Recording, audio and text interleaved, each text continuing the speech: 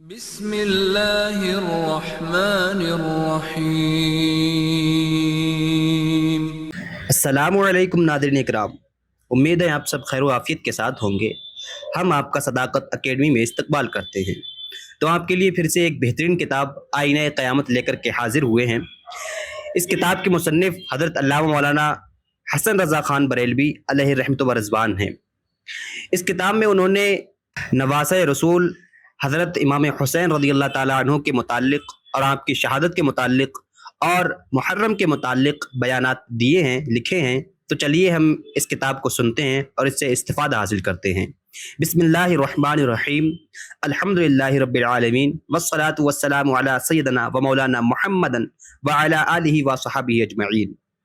ہمارے حضور پر نور نبی اکرم صلی اللہ علیہ وسلم کو اللہ تعالیٰ نے تمام کمالات و صفات کا مجمع خلق بنایا۔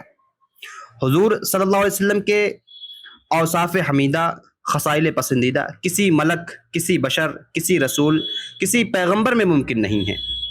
صرف فضل شہادت اس بارگاہ عرش اشتباہ کی حاضری سے محروم رہا۔ اس کی نسبت علماء کرام کا ایک خیال ہے کہ کتنا نفیس خیال ہے کہ جنگ احد شریف میں اس روح مصور جان مجسم صلی اللہ علیہ وسلم کا دندان مبارک شہید ہونا سب شہیدوں کی شہادت سے افضل ہے۔ اور جس وقت حضور پر نور نبی اکرم صلی اللہ علیہ وسلم کا تعلق خاطر شہزادوں کے ساتھ خیال میں آتا ہے تو اس امر کے اظہار میں کچھ بھی تعامل نہیں رہتا کہ ان حضرات کی شہادت حضور صلی اللہ علیہ وسلم ہی کی شہادت ہے، اور انہوں نے نیابتاً اس شرف کو سرسبزی اور سرخروئی عطا فرمائی۔ تو چلیے اب اس کتاب کے اصل مقصد کی طرف آتے ہیں۔ فضائل امام حسن اور حضرت امام حسین کو سنتے ہیں۔ ایک بار حضرت امام حسن رضی اللہ تعالیٰ عنہ حاضر خدمت اقدس ہو کر حضور پر نور نبی اکرم صلی اللہ علیہ وسلم کے شانہ مبارک پر سوار ہو گئے۔ ایک صاحب نے عرض کی، صاحبزادے آپ کی سواری کیسی اچھی سواری ہے؟ تو حضور اقدس صلی اللہ علیہ وسلم نے فرمایا، اور سوار کیسا اچھا سوار ہے؟ حضور پر نور نبی اکرم صلی اللہ علیہ وسلم سجدے میں تھے کہ امام حسن رضی اللہ تعالیٰ عنہ پشت مبارک سے لپٹ گئے۔ حضور علیہ السلام نے سجدے کو طول دے دیا کہ سر اٹھانے سے کہیں گر نہ جائیں۔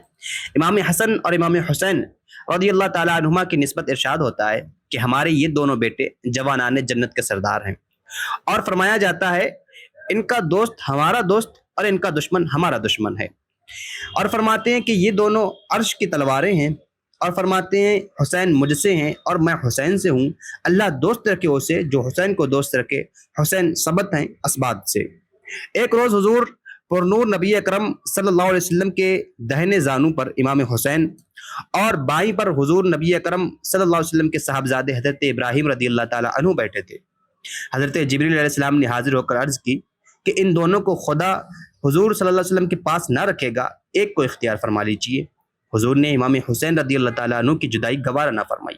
3 دن کے بعد حضرت ابراہیم رضی اللہ تعالیٰ عنہ کا انتقال ہو گیا۔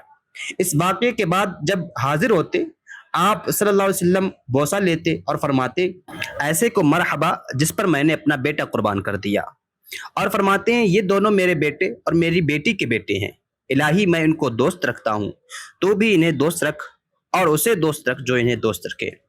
بطول زہرا رضی اللہ تعالی عنہا سے فرماتے ہیں میرے دونوں بیٹوں کو لاؤ، پھر دونوں کو سونگھتے اور سینے انور سے لگا لیتے۔ جب نبی اکرم صلی اللہ علیہ وسلم کے یہ ارشاد اور شہزادوں کی ایسی پاسداریاں، ناز برداریاں یاد آتی ہیں اور واقعات شہادت پر نظر جاتی ہے تو حسرت کی آنکھوں سے آنسو نہیں لہو کی بوندیں ٹپکتی ہیں، اور خدا عز و جل کی بے نیازی کا عالم آنکھوں کے سامنے چھا جاتا ہے۔ یہ مقدس صورتیں خدا عز و جل کے دوست ہیں۔ اللہ جل جلالہ کی عادت کریمہ ہے کہ دنیاوی زندگی میں اپنے دوستوں کو بلاؤں میں گھرا رکھتا ہے۔ ایک صاحب نے عرض کی کہ میں حضور سے محبت رکھتا ہوں۔ فرمایا فقر کے لیے مستعد ہو جا۔ عرض کی اللہ تعالیٰ کو دوست رکھتا ہوں۔ ارشاد ہوا بلا کے لیے آمادہ ہو، اور فرماتے ہیں سخت ترین بلا انبیاء علیہ الصلوۃ والتسلیم پر ہے، پھر جو بہتر ہیں، پھر جو بہتر ہے۔ ہمارے حضور صلی اللہ علیہ وسلم کو خدا عز و جل نے اشرف ترین مخلوق بنایا اور محبوبیت خاص کا خلط فاخرہ عطا فرمایا۔ اسی وجہ سے دنیا کی جو بلائیں آپ صلی اللہ علیہ وسلم نے اٹھائیں اور جو مصیبتیں آپ نے برداشت کی، کسی سے ان کا تحمل ممکن نہیں۔ اللہ اللہ محبوبیت کی تو وہ ادائیں کہ فرمایا جاتا ہے لولاک لما خلقت الدنیا، اے محبوب میں اگر تم کو نہ پیدا کرتا تو دنیا ہی کو نہ بناتا۔ اور علو مرتبت کی وہ کیفیتیں کہ اپنے خزانے کی کنجیاں دے کر مختار کل بنا دیا کہ جو چاہو کرو، سیاہ سفید کا تمہیں اختیار ہے۔ ایسے بادشاہ جن کے مقدس سر پر دونوں عالم کی حکومت کا چمکتا تاج رکھا گیا، ایسے رفعت پنہا جن کے مبارک پاؤں کے نیچے تخت الہی بچھایا گیا، شاہی لنگر کے فقیر، سلاطین عالم، سلطانی باڑے کے محتاج، شاہان معظم، دنیا کی نعمتیں بانٹنے والے، زمانے کی دولتیں دینے والے، بھکاریوں کی جھولیاں بھریں، منہ مانگی مرادیں پوری کریں۔ اب کاشان اقدس اور دولت سرائے مقدس کی طرف نگاہ جاتی ہے، اللہ تعالیٰ کی شان نظر آتی ہے۔ ایسے جلیل القدر بادشاہ جن کی قاہر حکومت مشرق مغرب کو گھیر چکی ہے، جن کا ڈنکا ہفتے آسمان و تمام روئے زمین میں بج رہا ہے، ان کے برگزیدہ گھر میں آسائش کی کوئی چیز نہیں، آرام کے اسباب تو درکنار، خشک کھجوریں اور جو کے بے چھنے آٹے کی روٹی بھی تمام عمر پیٹ بھر کر نہ کھائی۔ کل جہاں ملک اور جو کی روٹی غذا، اس شکم کی قناعت پہ لاکھوں سلام۔ شاہی لباس دیکھیے تو 17 پیوند لگے ہیں، وہ بھی ایک کپڑے کے نہیں، 2 مہینے سلطانی باورچی خانے سے دھواں بلند نہیں ہوتا۔ دنیاوی عیش و عشرت کی تو یہ کیفیت کی دینی وجاہت دیکھیے تو اس کملی والے تاجدار صلی اللہ علیہ وسلم کی شوکت اور اس سادگی پسند کی وجاہت سے دونوں عالم گونج رہے ہیں۔ مالک کونین ہیں گو پاس کچھ رکھتے نہیں، 2 جہاں کی نعمتیں ہیں ان کے خالی ہاتھ میں۔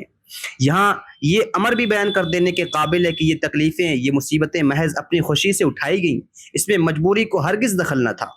ایک بار آپ کے بہی خواہ اور رضا جو دوست جل جلالہ نے پیام بھیجا کہ تم کہو تو مکہ کے 2 پہاڑوں کو جنہیں خشبین کہتے ہیں سونے کا بنا دوں کہ وہ تمہارے ساتھ رہیں۔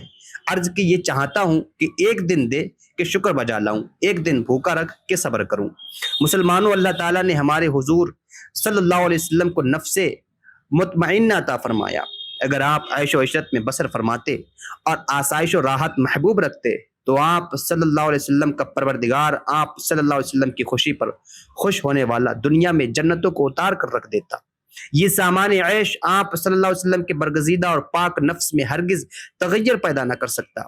ایسی حالت میں یہ بلا پسندی اور مصیبت دوستی اسی بنیاد پر ہو سکتی ہے کہ آپ رحمت للعالمین ٹھہرے، دنیا کی ہر چیز کے حق میں رحمت ہو کر آئے۔ اگر آپ صلی اللہ علیہ وسلم عیش و عشرت میں مشغول رہتے تو تکلیف و مصیبت جن سے عاقبت میں حضور کے غلاموں کو بھی سرکار نہیں ہوگا، برکات سے محروم رہ جاتی۔ ایک بار حضور صلی اللہ علیہ وسلم مسلمانوں کو کنیزیں اور غلام تقسیم فرما رہے تھے۔ مولا علی کرم اللہ تعالی وجہہ الکریم نے حضرت بطول زہرا رضی اللہ تعالی عنہا سے کہا جاؤ تم بھی اپنے لیے کوئی کنیز لے آؤ۔ حاضر ہوئیں اور ہاتھ دکھا کر عرض کرنے لگی کہ چکیاں پیستے پیستے ہاتھوں میں چھالے پڑ گئے ہیں، ایک کنیز مجھے بھی عنایت ہو۔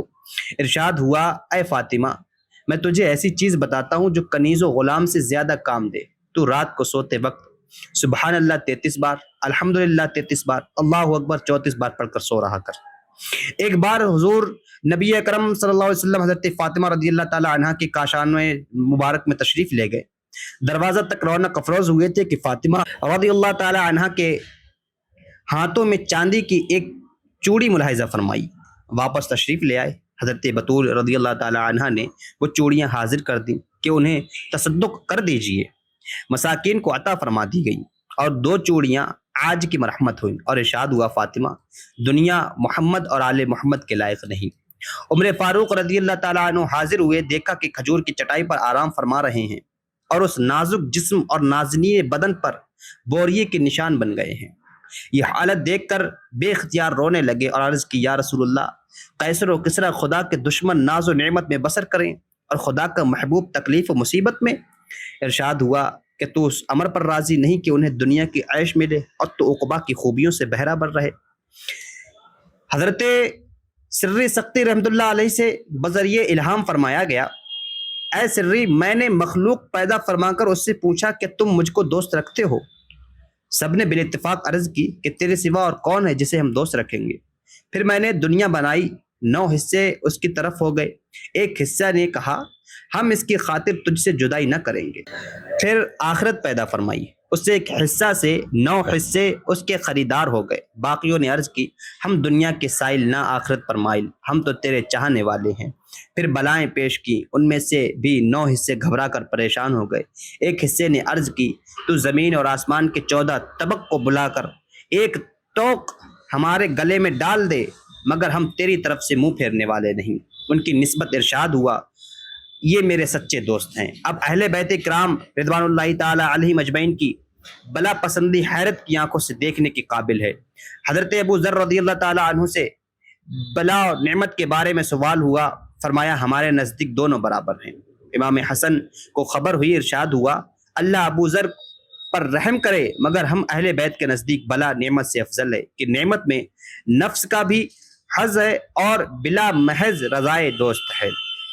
ہجرت کا 60واں سال اور رجب کا مہینہ کچھ ایسا دل دکھانے والا سامان اپنے ساتھ لایا جس کا نظارہ اسلامی دنیا کی آنکھوں کو ناچار اس طرف کھینچتا ہے۔ جہاں کلیجہ نوچنے والی آفتوں، بے چین کر دینے والی تکلیفوں نے دیندار دلوں کے بے قرار کرنے اور خدا پرست طبیعتوں کو بے تاب بنانے کے لیے حسرت و بے کسی کا سامان جمع کیا ہے۔ یزید پلید کا تخت سلطنت کو اپنے ناپاک قدم سے گندا کرنا، ان ناقابل برداشت مصیبتوں کی تمہید جن کو بیان کرتے کلیجہ منہ کو آتا اور دل ایک غیر معمولی بے قراری کے ساتھ پہلو میں پھڑک جاتا۔ اس مردود نے اپنی حکومت کی مضبوطی، اپنی ذلیل عزت کی ترقی اس امر میں منحصر سمجھی کہ اہل بیت کرام کے مقدس بے گناہ خون سے اپنی ناپاک تلوار رنگے۔ اس جہنمی کی نیت بدلتے ہی زمانے کی ہوا نے پلٹے کھائے اور زہریلے جھونکے آئے کہ جاودہ بہاروں کے پاک گریباں بے خزاں پھولوں، نو شگفتہ گلوں کے غم میں چاک ہوئے۔ مصطفیٰ صلی اللہ علیہ وسلم کی ہری بھری لہلہاتی پھلواری کے سہانے نازک پھول مرجھا مرجھا کر ترازے دامن خاک ہوئے۔ اس خبیث کا پہلا حملہ سیدنا امام حسن رضی اللہ تعالیٰ عنہ پر چلا۔ جادہ زوجہ امام عالی مقام کو بہکایا کہ اگر تو زہر دے کر امام کا کام تمام کر دے گی تو میں تجھ سے نکاح کر لوں گا۔ وہ شقیہ بادشاہ بیگم بننے کے لالچ میں شاہان جنت کا ساتھ چھوڑ کر سلطنت عقبہ سے منہ موڑ کر جہنم کی راہ پر ہو لی۔ کئی بار زہر دیا، کچھ اثر نہ ہوا۔ پھر تو جی کھول کر اپنے پیٹ میں جہنم کے انگارے بھرے اور امام جنت مقام کو سخت تیز زہر دیا، یہاں تک کہ مصطفیٰ صلی اللہ علیہ وسلم کے جگر پارے کے اعضائے باطنی پارا پارا ہو کر نکلنے لگے۔ یہ بے چین کرنے والی خبر سن کر حضرت امام حسین رضی اللہ تعالی عنہ اپنے پیارے بھائی کے پاس حاضر ہوئے۔ سراہنے بیٹھ کر گزارش کی حضرت کو کس نے زہر دیا؟ فرمایا اگر وہ ہے جو میرے خیال میں ہے تو اللہ بڑا بدلہ لینے والا ہے، اور اگر نہیں تو میں بے گناہ سے عوض نہیں چاہتا۔ ایک روایت میں ہے، فرمایا بھائی لوگ ہم سے یہ امید رکھتے ہیں کہ روز قیامت ہم ان کی شفاعت فرما کر کام آئیں، نہ یہ کہ ان کے ساتھ غضب اور انتقام کو کام میں لائیں۔ وہارے حلم کے اپنا تو جگر ٹکڑے ہو، پھر بھی ایذائے ستم گر کے روادار نہیں۔ پھر جانے والے امام رضی اللہ تعالیٰ عنہ نے آنے والے امام رضی اللہ تعالیٰ عنہ کو یوں وصیت فرمائی، حسین دیکھو صفیحان کوفہ سے ڈرتے رہنا، مبادا وہ تمہیں باتوں میں لے کر بلائیں اور وقت پر چھوڑ دیں، پھر پچھتاؤ گے اور بچاؤ کا وقت گزر جائے گا۔ بے شک امام عالی مقام رضی اللہ تعالیٰ عنہ کی یہ وصیت موتیوں میں تولنے کے قابل اور دل پر لکھ لینے کے لائق تھی، مگر اس ہونے والے واقعے کو کون روک سکتا جسے قدرت نے مدتوں پہلے سے مشہور کر رکھا تھا۔ حضور سرور عالم صلی اللہ علیہ وسلم کی بعثت شریفہ سے 300 برس پیش تریہ شعرا ایک پتھر پر لکھا ملا، ترجو امت قتلت حسینا شفاعت جد ہی یوم الحساب۔ کیا حسین کے قاتل یہ بھی امید رکھتے ہیں کہ روز قیامت اس کے نانا صلی اللہ علیہ وسلم کی شفاعت پائے؟ یہی شعر ارض روم کے ایک گرجا گھر میں لکھا پایا گیا اور لکھنے والا معلوم نہ ہوا۔ کئی حدیثوں میں ہے حضور سرور عالم صلی اللہ علیہ وسلم ام المومنین حضرت ام سلمہ رضی اللہ تعالی عنہ کے کاشانہ میں تشریف فرما تھے۔ ایک فرشتہ کہ پہلے کبھی حاضر نہ ہوا تھا اللہ تبارک و تعالیٰ سے حاضری کی اجازت لے کر آستانے بوس ہوا۔ حضور پر نور صلی اللہ علیہ وسلم نے ام المومنین رضی اللہ تعالی عنہ سے ارشاد فرمایا دروازے کی نگہبانی رکھو کوئی آنے نہ پائے۔ اتنے میں سیدنا امام حسین رضی اللہ تعالی عنہ دروازہ کھول کر حاضر خدمت ہوئے۔ اور کود کر حضرت نبی اکرم صلی اللہ علیہ وسلم کی گود میں جا بیٹھے۔ حضور صلی اللہ علیہ وسلم پیار فرمانے لگے۔ فرشتے نے عرض کی حضور انہیں چاہتے ہیں؟ فرمایا ہاں۔ عرض کی وہ وقت قریب آتا ہے کہ حضور کی امت انہیں شہید کرے گی، اور حضور چاہیں تو وہ زمین حضور کو دکھا دوں جہاں یہ شہید کیے جائیں گے۔ پھر سرخ مٹی اور ایک روایت میں ہے ریت، ایک میں ہے کنکریاں حاضر کی۔ حضور علیہ الصلوۃ والسلام نے سونگ کر فرمایا بے چینی اور بلا کی بو آتی ہے۔ پھر ام المومنین رضی اللہ تعالی عنہ کو وہ مٹی عطا ہوئی اور ارشاد ہوا جب یہ خون ہو جائے تو جاننا کہ حسین شہید ہوا۔ انہوں نے وہ مٹی ایک شیشی میں رکھ کر چھوڑ دی۔ ام المومنین رضی اللہ تعالی عنہ فرماتی ہیں میں کہا کرتی جس دن یہ مٹی خون ہو جائے گی کیسی سختی کا دن ہوگا۔ امیر المومنین مولا علی کرم اللہ تعالی وجہہ الکریم صفین کو جاتے ہوئے زمین کربلا پر گزرے۔ نام پوچھا، لوگوں نے کہا کربلا، یہاں تک روئے کہ زمین آنسوؤں سے تر ہو گئی۔ پھر فرمایا میں خدمت اقدس حضور سید عالم صلی اللہ علیہ وسلم میں حاضر ہوا، حضور کو روتا پایا، سبب پوچھا، فرمایا ابھی جبریل کہے گئے ہیں کہ میرا بیٹا حسین فرات کے کنارے کربلا میں قتل کیا جائے گا۔ پھر جبریل نے وہاں کی مٹی مجھے سنگھائی، مجھ سے ضبط نہ ہو سکا اور آنکھیں بہہ نکلی۔ ایک روایت میں مولا علی رضی اللہ تعالی عنہ اس مقام سے گزرے جہاں اب امام مظلوم کی قبر مبارک ہے۔ فرمایا یہاں ان کی سواریاں بٹھائی جائیں گی، یہاں ان کے کجابے رکھے جائیں گے، یہاں ان کے خون گریں گے۔ آل محمد صلی اللہ علیہ وسلم و رضی اللہ تعالی عنہم کے کچھ نوجوان اس میدان میں قتل ہوں گے جن پر زمین و آسمان روئیں گے۔ امام حسن رضی اللہ تعالیٰ عنہ کا کام تمام کرنے کے بعد جب یزید پلید نے اپنے ناشاد دل کو خوش کر لیا، اب اس شقی کو امام حسین رضی اللہ تعالیٰ عنہ یاد آئے۔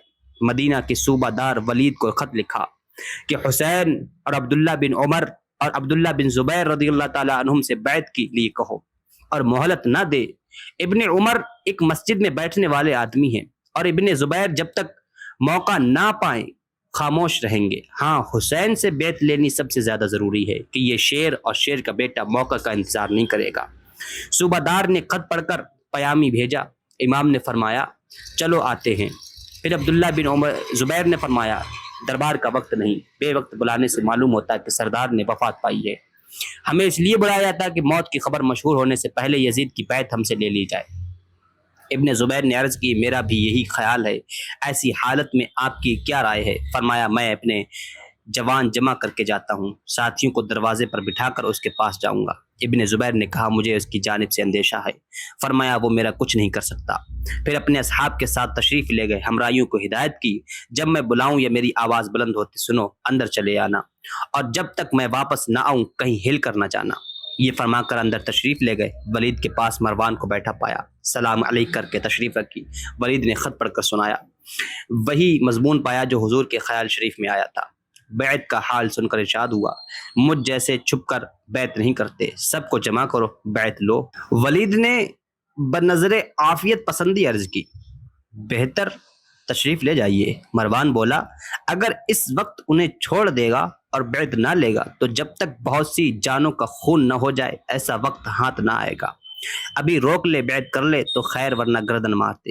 یہ سن کر امام رضی اللہ تعالی عنہ نے فرمایا ابن زرقہ تو یا وہ کیا مجھے قتل کر سکتا ہے؟ خدا کی قسم تو نے جھوٹ کہا اور پاجی پن کی بات کی۔ یہ فرما کر واپس تشریف لائے۔ مروان نے ولید سے کہا خدا کی قسم اب ایسا موقع نہ ملے گا۔ ولید نے بولا مجھے پسند نہیں کہ بیعت نہ کرنے پر حسین رضی اللہ تعالیٰ عنہ کو قتل کروں، مجھے تمام جہاں کے ملک و مال کے بدلے میں بھی حسین رضی اللہ تعالیٰ عنہ کا قتل منظور نہیں۔ میرے نزدیک حسین کا خون کا جس شخص سے مطالبہ ہوگا وہ قیامت کے دن خدائے قہار کے سامنے ہلکی تول والا۔ مروان نے منافقانہ طور پر کہہ دیا تو نے ٹھیک کہا۔ دوبارہ آدمی آیا، فرمایا صبح ہونے دو اور قصد فرمایا کہ رات میں مکہ کے ارادے سے ماں اہل و عیال سفر فرمایا جائے گا۔ یہ رات امام رضی اللہ تعالیٰ عنہ نے اپنے جد کریم صلی اللہ علیہ وسلم کے روضہ منورہ میں گزاری کہ آخر تو فراق کی ٹھہرتی ہے۔ چلتے وقت تو اپنے جد کریم صلی اللہ علیہ وسلم کی مقدس گود سے لپٹ لے، پھر خدا جانے زندگی میں ایسا وقت ملے یا نہ ملے۔ امام آرام میں تھے، خواب دیکھا، حضور پر نور صلی اللہ علیہ وسلم تشریف لائے اور امام کو کلیجے سے لگا کر فرماتے ہیں حسین وہ وقت قریب آتا ہے کہ تم پیاسے شہید کیے جاؤ، جنت میں شہیدوں کے بڑے درجے ہیں۔ یہ دیکھ کر آنکھ کھل گئی، اٹھے، روزہ اقدس کے سامنے رخصت ہونے کو حاضر ہوئے۔ مسلمانوں، حیات دنیاوی میں امام کی یہ حاضری پچھلی حاضری ہے۔ صلاۃ و سلام عرض کرنے کے بعد سر جھکا کر کھڑے ہو گئے۔ غم فراق کلیجے میں چٹکیاں لے رہا ہے، آنکھوں سے لگاتار آنسو جاری ہیں۔ رقت کے جوش نے جسم مبارک میں رعشہ پیدا کر دیا، بے قراریوں نے محشر برپا کر رکھا ہے۔ دل کہتا ہے سر جائے مگر یہاں سے قدم نہ اٹھائیے، صبح کے کھٹکے کا تقاضا ہے جلد تشریف لے جائیے۔ 2 قدم جاتے ہیں پھر پلٹ آتے ہیں، حب وطن قدموں پر لوٹتی ہے کہ کہاں جاتے ہو، غربت دامن کھینچتی ہے کیوں دیر لگاتے ہو، شوق کی تمنا ہے کہ عمر بھر نہ جائیں، مجبوریوں کا تقاضا ہے دم بھر نہ ٹھہرنے پائیں۔ شعبان کی چوتھی رات کی 3 پہر گزر چکے، پچھلے کے نرم نرم جھونکے سونے والوں کو تھپک تھپک کر سلا رہے ہیں۔ ستاروں کے سنہرے رنگ میں کچھ کچھ سفیدی ظاہر ہو چلی ہے۔ اندھیری رات کی تاریکی اپنا دامن سمیٹنا چاہتی ہے۔ تمام شہر میں سناٹا ہے، نہ کسی بولنے والے کی آواز کان تک پہنچتی ہے، نہ کسی چلنے والے کی چہل سنائی دیتی ہے۔ شہر بھر کے دروازے بند ہیں۔ ہاں، خاندان نبوت کے مکانوں میں اس وقت جاگ ہو رہی ہے، سامان سفر درست کیا جا رہا ہے، ضرورت کی چیزیں باہر نکالی جا رہی ہیں، سواریاں دروازوں پر تیار کھڑی ہیں، محمل کس گئے ہیں، پردے کا انتظام ہو چکا ہے۔ ادھر امام کے بیٹے، بھائی، بھتیجے، گھر والے سوار ہو رہے ہیں، ادھر امام رضی اللہ تعالیٰ عنہ مسجد نبوی سے باہر تشریف لائے ہیں۔ محرابوں نے سر جھکا کر تسلیم کیا، میناروں نے کھڑے ہو کر تعظیم دی۔ قافلہ سالار کے تشریف لاتے ہی نبی زادوں کا قافلہ روانہ ہو گیا۔ مدینہ میں اہل بیت رضی اللہ تعالیٰ عنہم سے حضرت صغرا امام مظلوم کی صاحبزادی اور جناب محمد بن حنفیہ مولا علی رضی اللہ تعالیٰ عنہ کے بیٹے باقی رہ گئے۔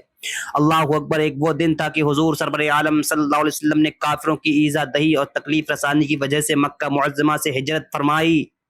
مدینہ والوں نے جب یہ خبر سنی، دلوں میں مسرت آمیز امنگوں نے جوش مارا، آنکھوں میں شادی عید کی نقشہ کھنچ گیا۔ آمد کا انتظار لوگوں کو آبادی سے نکال کر پہاڑوں پر لے جاتا، منتظر آنکھیں مکہ کی راہ کو جہاں تک ان کی نظر پہنچ ٹکٹکی باندھ کر تکتی، اور مشتاق دل ہر آنے والے کو دور سے دیکھ کر چونک پڑتے۔ جب آفتاب گرم ہو جاتا گھروں پر واپس آتے۔ اسی کیفیت میں کئی دن گزر گئے، ایک دن اور روز کی طرح بے وقت ہو گیا تھا، اور انتظار کرنے والے حسرتوں کو سمجھاتے، تمناؤں کو تسکین دیتے پلٹ چکے تھے۔ ایک یہودی نے بلندی سے آواز دی، اے راہ دیکھنے والوں پلٹو، تمہارا مقصود بر آیا، تمہارا مطلب پورا ہوا۔ اس صدا کے سنتے ہی وہ آنکھیں جن پر ابھی مسرت آمیز حیرت چھا گئی تھی، اشکے شادی برسا چلے، وہ دل جو مایوسی سے مرجھا گئے تھے تازگی کے ساتھ جوش مارنے لگے، بے قرارانہ پیشوائی کو بڑھے، پروانہ وار قربان ہوتے آبادی تک لائے۔ اب کیا تھا، خوشی کی گھڑی آئی، منہ مانگی مراد پائی، گھر گھر سے نغمات شادی کی آوازیں بلند ہوئی، پردہ نشین لڑکیاں دف بجاتی خوشی کے لہجوں میں مبارکباد کے گیت گاتی نکل آئیں۔ طلع البدر علینا من ثنیات الوداع وجب الشکر علینا ما دعا للہ داعی۔ بنی نجار کی لڑکیاں گلی کوچوں میں اس شعر سے اظہار مسرت کرتی ہوئی ظاہر ہوئیں، نحن جوار من بنی نجار یا حبذا محمد بن جار۔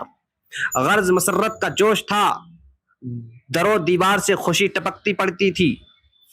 ایک آج کا دن ہے، امام مظلوم رضی اللہ تعالیٰ عنہ سے مدینہ چھوٹتا ہے۔ مدینہ ہی نہیں بلکہ دنیا کی سب راحتیں، تمام آسائشیں ایک ایک کر کے رخصت ہوتی اور خیر آباد کہتی ہیں۔ یہ سب درکنار ناز اٹھانے والی ماں کا پڑوس، ماں جائے بھائی کا ہمسایہ، اور سب سے بڑھ کر امام رضی اللہ تعالیٰ عنہ پر اپنا بیٹا قربان کر دینے والے جد کریم صلی اللہ علیہ وسلم کا قرب، کیا یہ ایسی چیزیں ہیں جن کی طرف سے آسانی کے ساتھ آنکھیں پھیر لی جائیں؟ آسانی سے آنکھیں پھیرنی کیسی؟ اگر امام رضی اللہ تعالیٰ عنہ کو مدینہ نہ چھوڑنے پر قتل کر دیا جاتا تو قتل ہو جانا منظور فرماتے، مدینہ سے باہر پاؤں نہ نکالتے، مگر اس مجبوری کا کیا علاج؟ امام رضی اللہ تعالیٰ عنہ کے ناکا کو قضا مہار پکڑے اس میدان کی جانب لیے جاتی ہے جہاں قسمت نے پردیسیوں کے قتل ہونے، پیاسوں کے شہید کیے جانے کا سامان جمع کیا ہے۔ مدینے کی زمین جس پر آپ گھٹنوں چلے، جس نے آپ کی بچپن کی بہاریں دیکھیں، جس پر آپ کی جوانی کی کرامتیں ظاہر ہوئیں، اپنے سر پر خاک حسرت ڈالتی اور پردیس جانے والے کے پیارے پیارے نازک پاؤں سے لپٹ لپٹ کر زبان حال سے عرض کر رہی ہیں کہ اے فاطمہ رضی اللہ تعالیٰ عنہا کی گود کی سنگھار، کلیجے کی ٹیک، زندگی کی بہار، کہاں کا ارادہ فرما دیا؟ وہ کون سی سرزمین ہے جسے یہ عزت والے پاؤں جو میری آنکھوں کے تارے ہیں شرف بخشنے کا قصد فرماتے ہیں؟ جس قدر یہ برکت والا قافلہ نگاہ سے دور ہوتا جاتا اسی قدر پیچھے رہ جانے والی پہاڑیاں اور مسجد نبوی کے مینارے سر اٹھا اٹھا کر دیکھنے کی خواہش زیادہ ظاہر کرتے ہیں، یہاں تک کہ جانے والے نگاہوں سے غائب ہو گئے اور مدینہ کی آبادی پر حسرت بھرا سناٹا چھا گیا۔ راستے میں عبداللہ بن مطی رضی اللہ تعالیٰ عنہ ملے، عرض کی کہاں کا قصد فرما دیا؟ فی الحال مکہ کا، عرض کی کوفے کا عزم نہ فرمایا جائے، وہ بڑا بے ڈھنگا شہر ہے، وہاں آپ کے والد ماجد شہید ہوئے، آپ کے بھائی سے دغا کی گئی، آپ مکے کے سوا کہیں کا ارادہ نہ فرمائیں، اگر آپ شہید ہو جائیں گے تو خدا کی قسم ہمارا ٹھکانہ نہ لگا رہے گا، ہم سب غلام بنا لیے جائیں گے۔ بالآخر حضور مکہ پہنچ کر 7ویں ذی الحجہ تک امن و امان کے ساتھ قیام فرما رہے۔ جب اہل کوفہ کو یزید خبیث کی تخت نشینی اور امام رضی اللہ تعالیٰ عنہ سے بیعت طلب کیے جانے اور امام کی مدینہ چھوڑ کر مکہ تشریف لے آنے کی خبر پہنچی، فریب دہی عیاری کی پرانی روش یاد آئی۔ سلیمان بن سرد خزائی کے مکان پر جمع ہوئے، ہم مشورہ ہو کر عرضی لکھیں کہ تشریف لائیے اور ہم کو یزید کے ظلم سے بچائیے۔ 150 عرضیاں جمع ہو جانے پر امام رضی اللہ تعالیٰ عنہ نے تحریر فرمایا کہ اپنے معتمد چچا زاد بھائی مسلم بن عقیل کو بھیجتا ہوں، اگر یہ تمہارا معاملہ ٹھیک دیکھ کر اطلاع دیں گے تو ہم جلد تشریف لائیں گے۔ حضرت مسلم رضی اللہ تعالیٰ عنہ کوفہ پہنچے، ادھر کوفیوں نے امام رضی اللہ تعالیٰ عنہ کے ہاتھ پر بیعت کرنے اور امام کو مدد دینے کا وعدہ کیا، بلکہ 18,000 داخل بیعت بھی ہو گئے، اور حضرت مسلم کو یہاں تک باتوں میں لے کر اطمینان دلایا کہ انہوں نے امام کو تشریف لانے کی نسبت لکھا۔ ادھر یزید پلید کو کوفیوں نے خبر دی کہ حسین نے مسلم کو بھیجا ہے۔ کوفہ کے حاکم نعمان بن بشیر رضی اللہ تعالیٰ عنہما ان کے ساتھ نرمی کا برتاؤ کرتے ہیں، کوفہ کا بھلا منظور ہے تو اپنی طرح کوئی زبردست ظالم بھیج۔ اس نے عبداللہ ابن زیاد کو حاکم بنا کر روانہ کیا اور کہا کہ مسلم کو شہید کرے یا کوفہ سے نکال دے۔ جب یہ مرد کوفہ پہنچا، امام رضی اللہ تعالیٰ عنہ کے ہمراہ 18,000 کی جماعت پائی، امیروں کو دھمکانے پر مقرر کیا، کسی کو دھمکی دی، کسی کو لالچ سے توڑا، یہاں تک کہ تھوڑی دیر میں امام مسلم کے پاس صرف 30 آدمی رہ گئے۔ مسلم یہ دیکھ کر مسجد سے باہر نکلے کہ کہیں پناہ لیں، جب دروازے سے باہر آئے ایک بھی ساتھ نہ تھا۔ آخر ایک گھر میں پناہ لی۔ ابن زیاد نے یہ خبر پا کر فوج بھیجی۔ جب امام مسلم کو آوازیں پہنچی، تلوار لے کر اٹھے اور ان روبہ منشوں کو مکان سے باہر نکال دیا۔ کچھ دیر بعد پھر جمع ہو کر آئے، شیر خدا کا بھتیجا پھر تیغ وقف اٹھا اور آن کی آن میں ان شغالوں کو پریشان کر دیا۔ کئی بار ایسا ہی ہوا جب ان نامردوں کا اس اکیلے مرد خدا پر کچھ بس نہ چلا، مجبور ہو کر چھتوں پر چڑھ گئے، پتھر اور آگ کے لوکے پھینکنے شروع کیے۔ شیر مظلوم کا تن ان ظالموں کے پتھروں سے خونہ خون ہو گیا، مگر وہ تیغ بر کف و کف بر لب حملہ فرماتا باہر نکلا اور راہ میں جو گروہ کھڑے تھے ان پر عقاب عذاب کی طرح ٹوٹا۔ جب یہ حالت دیکھی، ابن اشعث نے کہا کہ آپ رضی اللہ تعالیٰ عنہ کے لیے امان ہے، نہ آپ قتل کیے جائیں گے نہ کوئی گستاخی ہو۔ مسلم مظلوم رضی اللہ تعالیٰ عنہ تھک کر دیوار سے پیٹھ لگا کر بیٹھ گئے۔ خچر سواری کے لیے حاضر ہوا، اس پر سوار کیے گئے۔ ایک نے تلوار حضور کے ہاتھ سے لی اور فرمایا یہ پہلا مکر ہے۔ ابن اشعث نے کہا کچھ خوف نہ کیجیے، فرمایا وہ امان کدھر گئی؟ پھر رونے لگے۔ ایک شخص بولا تم جیسا بہادر اور روئے؟ فرمایا اپنے لیے نہیں روتا ہوں، رونا حسین اور آل حسین کا ہے، وہ تمہارے اطمینان پر آتے ہوں گے اور انہیں اس مکر بدعہدی کی خبر نہیں۔ پھر ابن اشعث نے فرمایا میں دیکھتا ہوں کہ تم مجھے پناہ دینے سے عاجز رہو گے، تمہاری امان کام نہ دے گی، اگر ہو سکے تو اتنا کرو کہ اپنے پاس سے کوئی آدمی امام حسین کے پاس بھیج کر میرے حال کی اطلاع دے دو کہ وہ واپس جائیں اور کوفیوں کے قریب نہ آئیں۔ جب مسلم رضی اللہ تعالیٰ عنہ ابن زیاد بدنیات کے پاس لائے گئے، ابن اشعث نے کہا میں انہیں امان دے چکا ہوں۔ وہ خبیث بولا تجھے امان دینے سے کیا تعلق، ہم نے تجھے ان کے لانے کو بھیجا تھا نہ کہ امان دینے کو۔ ابن اشعث چپ رہے۔ مسلم اس شدت، محنت اور زخموں کی کثرت میں پیاسے تھے۔ ٹھنڈے پانی کا ایک گھڑا دیکھا، فرمایا مجھے اس میں سے پلا دو۔ ابن عمر وباہلی بولا دیکھتے ہو کیسا ٹھنڈا ہے، تم اس میں سے ایک بوند نہ چکھ پاؤ گے، یہاں تک کہ معاذ اللہ جہنم میں آب گرم پیو۔ امام مسلم رضی اللہ تعالیٰ عنہ نے فرمایا او سنگ دل، آب حمیم نار جہنم کا تو مستحق ہے، پھر عمارہ بن عقبہ کو ترس آیا، ٹھنڈا پانی منگا کر پیش کیا، امام رضی اللہ تعالیٰ عنہ نے پینا چاہا، پیالہ خون سے بھر گیا، 3 بار ہی ایسا ہوا، فرمایا خدا کو ہی منظور نہیں، فرمایا خدا کو ہی منظور نہیں ہے۔ جب ابن زیاد بدنہاد کے سامنے گئے، اسے سلام نہ کیا، وہ بھڑکا اور کہا تم ضرور قتل کیے جاؤ گے۔ فرمایا تو مجھے وصیت کر لینے دے، اس نے اجازت دی۔ مسلم مظلوم رضی اللہ تعالیٰ عنہ نے عمر بن سعد سے فرمایا مجھ میں تجھ میں قرابت ہے اور مجھے تجھ سے ایک پوشیدہ حاجت ہے۔ اس سے سنگ دل نے کہا میں نے سننا نہیں ہے۔ ابن زیاد بولا سن لے کہ یہ تیرے چچا کی اولاد ہیں۔ وہ الگ لے گیا، فرمایا کوفہ میں نے 700 روپے قرض لیے ہیں، وہ ادا کر دینا اور بعد قتل میرا جنازہ ابن زیاد سے لے کر دفن کرا دینا اور امام حسین کے پاس کسی کو بھیج کر منع کر بھیجنا۔ ابن سعد نے ابن زیاد سے یہ سب باتیں بیان کر دیں۔ وہ بولا کبھی خیانت کرنے والے کو بھی امانت سپرد کی جاتی ہے، یعنی انہوں نے پوشیدہ رکھنے کو فرمایا، تو نے ظاہر کر دی۔ اپنے مال کا تجھے اختیار ہے، جو چاہیں کر، اور حسین اگر ہمارا قصد نہ کریں ہم ان کا نہ کریں گے، ورنہ ہم ان سے باز نہ رہیں گے۔ رہا مسلم کا جنازہ، اس میں ہم تیری سفارش سننے والے نہیں۔ پھر حکم پا کر جلاد ظالم انہیں بالائے قصر لے گیا۔ امام مسلم برابر تسبیح و استغفار میں مشغول رہے، یہاں تک کہ شہید کیے گئے اور ان کا سر مبارک یزید کے پاس بھیجا گیا۔ پائی نہ تیغ عشق سے ہم نے کہیں پناہ، قرب حرم میں بھی تو ہیں قربانیوں میں ہم۔ 60 ہجری کا پچھلا مہینہ ہے اور حج کا زمانہ۔ دنیا کے دور دراز حصوں سے لاکھوں مسلمان وطن چھوڑ کر، عزیزوں سے منہ موڑ کر اپنا رب جل جلالہ کے مقدس اور برگزیدہ گھر کی زیارت سے مشرف ہونے حاضر آئے ہیں۔ دلوں میں فرحت نے ایک جوش پیدا کر دیا اور سینوں میں سرور لہریں لے رہا ہے کہ یہی ایک رات بیچ میں ہے، صبح نبی تاریخ ہے اور مہینوں کی محنت وصول کرنے، مدتوں کے ارمان نکلنے کا مبارک دن ہے۔ مسلمان خانہ کعبہ کے گرد پھر پھر کر نثار ہو رہے ہیں۔ مکہ معظمہ میں ہر وقت کی چہل پہل نے دن کو روز عید اور رات کو شب برات کا آئینہ بنا دیا۔ کعبہ کا دلکش بناؤ کچھ ایسی دل آویز اداؤں کا سامان اپنے ساتھ لیے ہوئے ہے کہ لاکھوں کے جھمگٹ میں جیسے دیکھیے شوق بھری نگاہوں سے اس کی طرف دیکھ رہا ہے۔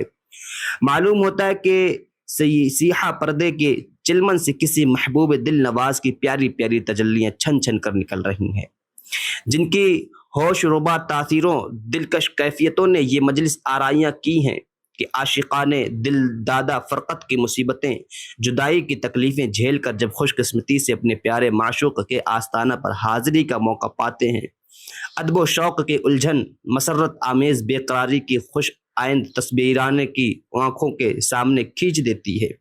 وہ اپنی چمکتی ہوئی تقدیر پر طرح طرح سے ناز کرتے اور بے اختیار کہہ اٹھتے مقام وجد ہے اے دل کوئے یار میں آئے، مقام وجد ہے اے دل کہ کوئے یار میں آئے، بڑے دربار میں پہنچے بڑے سرکار میں آئے۔ غرض کے آج کی یہ دھوم دھام جلسہ جو ایک عرض مشترک کے ساتھ اپنے محبوب کے در دولت پر حاضر ہے، اپنی بھرپور کامیابی پر انتہا سے زیادہ مسرت ظاہر کر رہا ہے، مگر امام مظلوم رضی اللہ تعالیٰ عنہ کے مقدس چہرے سے معلوم ہوتا ہے کہ یہ کسی خاص وجہ سے اس مجمع میں شریک نہیں رہ سکتے، یا ان کے سامنے سے کسی نے پردہ اٹھا کر کچھ ایسا عالم دکھا دیا کہ ان کی مقدس نگاہ کو اس مبارک منظر کی طرف دیکھنے اور ادھر متوجہ ہونے کی فرصت ہی نہیں ہے۔ اگر کسی وقت حاجیوں کے جماعوں کی طرف حسرت سے دیکھتے اور حج نفل کی فوت ہونے پر اظہار افسوس بھی کرتے تو تقدیر زبان حال سے کہہ اٹھتی ہے کہ حسین تم غمگین نہ ہو، اگر اس سال حج نہ کرنے کا افسوس ہے تو میں نے تمہارے لیے حج اکبر کا سامان مہیا کیا ہے، اور کمرے شوق پر دامن ہمت کا مبارک احرام جست باندھو۔ اگر حاجیوں کی سعی کے لیے مکہ کا ایک نالہ مقرر کیا گیا ہے تو تمہارے لیے مکے سے کربلا تک وسیع میدان موجود ہے۔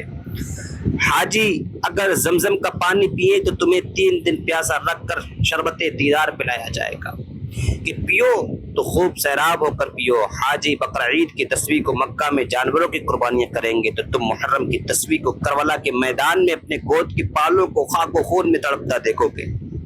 حاجیوں نے مکہ کی راہ میں مال صرف کیا ہے، تم کربلا کے میدان میں اپنی جان اپنی عمر بھر کی کمائی لٹا دو گے۔ حاجیوں کے لیے مکہ میں تاجروں نے بازار کھولا ہے، تم فرات کے کنارے دوست کی خاطر اپنی دکانیں کھولو گے۔ یہاں تاجر مال فروخت کرتے ہیں، وہاں تم جانیں بیچو گے۔ یہاں حاجی خرید و فروخت کو آتے ہیں، تمہاری دکانوں پر تمہارا دوست جلوہ فرمائے گا۔ جو پہلے ہی ارشاد کر چکا ہے کہ فرمایا بے شک اللہ نے مسلمانوں کی جانیں اور مال جنت کے بدلے میں مول لے لیے ہیں۔ غرض یہ کہ ان کیفیتوں نے کچھ ایسا از خود رفتہ بنا دیا کہ امام عالی مقام نے بقرہ عید کی 8ویں تاریخ کوفے کا قصد فرما لیا۔ جب یہ خبر مشہور ہوئی تو عمر بن عبد الرحمن رضی اللہ تعالیٰ عنہ نے اس ارادے کا اخلاف کیا اور جانے سے مانے آئے۔ فرمایا جو ہونی ہے ہو کر رہے گی۔ عبداللہ ابن عباس نے نہایت عاجزی سے روکنا چاہا، عرض کی کچھ تأمل فرمائیے، انتظار کیجیے۔ اگر کوفی ابن زیاد کو قتل کرتے اور دشمنوں کا نکال بہار کریں تو جانیے کہ نیک نیتی سے بلاتے ہیں، اور اگر وہ ان پر قابض اور دشمن موجود ہیں ہرگز وہ حضور کو بھلائی کی طرف نہیں بلاتے ہیں۔ میں اندیشہ کرتا ہوں کہ یہ بلانے والے ہی مقابل آئیں گے۔ فرمایا میں استخارہ کروں گا۔ عبداللہ ابن عباس رضی اللہ تعالیٰ عنہما پھر آئے، کہا بھائی صبر کرنا چاہتا ہوں مگر صبر نہیں آتا، مجھے اس روانگی میں آپ کے شہید ہونے کا اندیشہ ہے۔ عراقی بدعہد ہے، انہوں نے آپ کے باپ کو شہید کیا، آپ کے بھائی کا ساتھ نہ دیا۔ آپ اہل عرب کے سردار ہیں، عرب ہی میں قیام رکھیے، عراقیوں کو لکھیے کہ وہ ابن زیاد کو نکال دیں۔ اگر ایسا ہو جائے تشریف لے جائیے، اور اگر تشریف لے ہی جانا چاہتے ہیں تو یمن کا قصد فرمائیے کہ وہاں قلعے ہیں، گھاٹیاں ہیں، وہ ملک وسیع زمین رکھتا ہے۔ فرمایا بھائی خدا کی قسم میں آپ کو ناصح مشفق جانتا ہوں، مگر میں تو ارادہ مصمم کر چکا۔ عرض کی تو بیویوں اور بچوں کو تو ساتھ نہ لے جائیے، یہ بھی منظور نہ ہوا۔ عبداللہ ابن عباس رضی اللہ تعالیٰ عنہما ہائے پیارے کہہ کر رونے لگے۔ اسی طرح عبداللہ ابن عمر نے منع کیا، نہ مانا، انہوں نے پیشانی مبارک پر بوسہ دے کر کہا اے شہید ہونے والے، میں تمہیں خدا عز و جل کو سونپتا ہوں۔ یوں ہی عبداللہ ابن زبیر رضی اللہ تعالیٰ عنہما نے روکا، فرمایا میں نے اپنے والد ماجد سے سنا ہے کہ ایک مینڈے کی سبب سے مکے کی بے حرمتی کی جائے گی، میں پسند نہیں کرتا کہ وہ مینڈا میں بنوں۔ جب روانہ ہو لیے راہ میں آپ کی چچا زاد بھائی حضرت عبداللہ بن حضرت جعفر طیار رضی اللہ تعالیٰ عنہما کا خط ملا، لکھا تھا ذرا ٹھہریے میں ابھی آتا ہوں۔ حضرت عبداللہ رضی اللہ تعالیٰ عنہ نے عمر بن سعید حاکم مکہ سے امام مظلوم رضی اللہ تعالیٰ عنہ کے لیے ایک خط امان اور واپس بلانے کا مانگا، انہوں نے لکھ دیا اور اپنے بھائی یحییٰ بن سعید کو واپس لانے کے لیے ساتھ کر دیا۔ دونوں حاضر آئے اور سر سے پاؤں تک گئے کہ واپس تشریف لے چلے، مقبول نہ ہوا۔ فرمایا میں نے رسول اللہ صلی اللہ علیہ وسلم کو خواب میں دیکھا ہے اور مجھے ایک حکم دیا گیا ہے، اس کی تعمیل کروں گا۔ سر جائے خواہ رہے، پوچھا وہ خواب کیا ہے؟ فرمایا جب تک زندہ ہوں کسی سے نہ کہوں گا، یہ فرما کر روانہ ہو گئے۔ سب نے عرض کی کہ شہزادہ حیدر مت جا، اے حسین ابن علی سبت پیمبر مت جا۔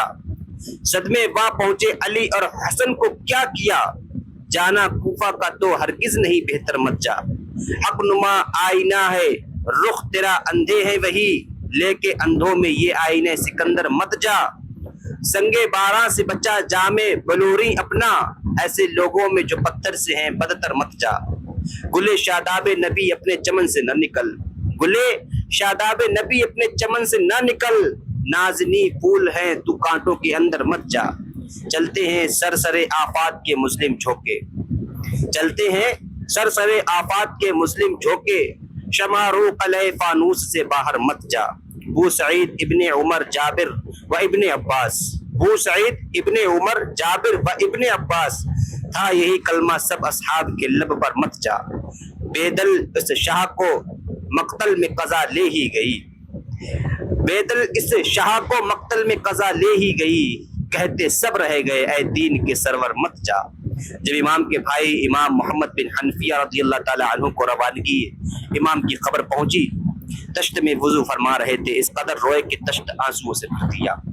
امام تھوڑی دور پہنچے کہ فرض تک شاعر کوفے سے آتے ملے، کوفیوں کا حال پوچھا، عرض کیا ہے رسول اللہ صلی اللہ علیہ وسلم کے جگر کے پارے، ان کے دل حضور کے ساتھ ہیں، ان کی تلواریں بنی امیہ کے ساتھ ہیں، قضا آسمان سے اترتی ہے، خدا جو چاہتا ہے کرتا ہے۔ غرض کے ادھر تو امام رضی اللہ تعالیٰ عنہ روانہ ہوئے، ادھر ابن زیاد بدنیاد فساد کو یہ خبر پہنچی کہ قادسیہ سے خفان وقوع لعلا اور قطانہ تک فوج سے ناکہ بندیاں کرا دی گئی ہیں، اور قیامت تک کے مسلمانوں کے دلوں کو گھائل کرنے اور کلیجوں میں گھاؤ ڈالنے کی بنیاد ڈال دی گئی ہے۔ امام مظلوم امام حسین رضی اللہ تعالیٰ عنہ نے قیس بن مسحر کو اپنی تشریف آوری کی اطلاع دینے کوفے بھیجا۔ جب یہ مرحوم قادسیہ پہنچے، ابن زیاد کے سپاہی گرفتار کر کے اس خبیث کے پاس لے گئے اس مردود نے کہا اگر جان کی خیر چاہتے ہو تو اس چھت پر چڑھ کر حسین کو گالیاں دو۔ یہ سن کر وہ خاندان نبوت کا فدائی، اہل بیت رسالت کا شہدائی چھت پر گیا، اللہ تبارک و تعالیٰ کی حمد و ثنا کی بات بلند آواز سے کہنے لگا، حسین آج تمام جہان سے افضل ہیں۔ رسول اللہ صلی اللہ علیہ وسلم کی صاحبزادی فاطمہ طاہرہ رضی اللہ تعالیٰ عنہ کی کلیجے کے ٹکڑے ہیں، مولا علی رضی اللہ تعالیٰ عنہ کی آنکھوں کے نور، دل کے سرور ہیں، میں ان کا قاصد ہوں، ان کا حکم مانو، ان کی اطاعت کرو۔ پھر کہا ابن زیاد اور اس کے باپ پر لعنت۔ آخر کار اس مردک نے جل کر حکم دیا کہ چھت سے گرا کر شہید کیے جائیں۔ امام حسین رضی اللہ تعالیٰ عنہ آگے بڑھے تو راستے میں زہیر بن قین بجلی رضی اللہ تعالیٰ عنہ ملے۔ وہ حج سے واپس آتے تھے اور مولا علی رضی اللہ تعالیٰ عنہ سے کچھ قدورت رکھتے تھے، دن بھر امام کے ساتھ رہتے، رات کو علیحدہ ٹھہرتے۔ ایک روز امام نے بلا بھیجا، بکراہت آئے، خدا جانے کیا فرما دیا اور کس اداس سے دل چھین لیا کہ اب جو واپس آئے تو اپنا اسباب امام رضی اللہ تعالیٰ عنہ کے اسباب میں رکھ دیا اور ساتھیوں سے کہا جو میرے ساتھ رہنا چاہے رہے، ورنہ یہ ملاقات پچھلی ملاقات ہے۔ پھر اپنا سامان لے آنے اور امام رضی اللہ تعالیٰ عنہ کے ساتھ ہو جانے کا سبب بیان کیا کہ شہر بالخبر پر ہم نے جہاد کیا، وہ فتح ہوا، کثیر غنیمتوں کے ملنے پر ہم بہت خوش ہوئے۔ حضرت سلمان فارسی رضی اللہ تعالیٰ عنہ نے فرمایا جب تم جوانان آل محمد صلی اللہ علیہ وسلم کے سردار کو پاؤ تو ان کے ساتھ دشمن سے لڑنے پر اس سے زیادہ خوش ہونا۔ اب وہ وقت آ گیا ہے کہ میں تم سب کو سپرد و خدا کرتا ہوں۔ پھر اپنی بیوی کو طلاق دے کر کہا کہ گھر جاؤ، میں نہیں چاہتا کہ میرے سبب سے تم کو کچھ نقصان پہنچے۔ خدا جانے ان اچھی صورت والوں کی اداؤں میں کس قیامت کی کشش رکھی گئی کہ جسے ایک نظر دیکھ لیتے ہیں وہ ہر طرف سے ٹوٹ کر انہیں کا ہو کر رہتا ہے۔ پھر یاروں سے یاری رہتی ہے، نہ زن و فرزند کی پاسداری۔ آخر یہ وہی زہر تو ہیں جو مولا علی سے قدرت رکھتے اور رات کو امام سے علیحدہ ٹھہرتے تھے۔ یہ انہیں کیا ہو گیا اور کس کی ادا نے باز رکھا جو عزیزوں کا ساتھ چھوڑ عورت کو طلاق دینے پر مجبور ہو کر بے کسی سے جان دینے اور مصیبتیں جھیل کر شہید ہونے کے آمادہ ہو گئے۔ اب یہ قافلہ اور بڑا تو ابن اشعث کا بھیجا ہوا آدمی ملا جو حضرت مسلم رضی اللہ تعالیٰ عنہ کی وصیت پر عمل کرنے کی غرض سے بھیجا گیا تھا۔ اس سے حضرت مسلم رضی اللہ تعالیٰ عنہ کی شہادت کی خبر معلوم ہونے پر بعض ساتھیوں نے امام کو قسم دی کہ یہیں سے پلٹ چلیے۔ مسلم شہید رضی اللہ تعالیٰ عنہ کی عزیزوں نے کہا ہم کس طرح نہیں پلٹ سکتے، یا خون ناحق کا بدلہ لیں گے یا مسلم مرحوم سے جا ملیں گے۔ امام نے فرمایا تمہارے بعد زندگی بیکار ہے۔ پھر جو لوگ راہ میں ساتھ ہو لیے تھے ان سے ارشاد کیا کوفیوں نے ہمیں چھوڑ دیا، اب جس کے جی میں آئے پلٹ جائے، ہمیں کچھ نہ گوار نہ ہوگا۔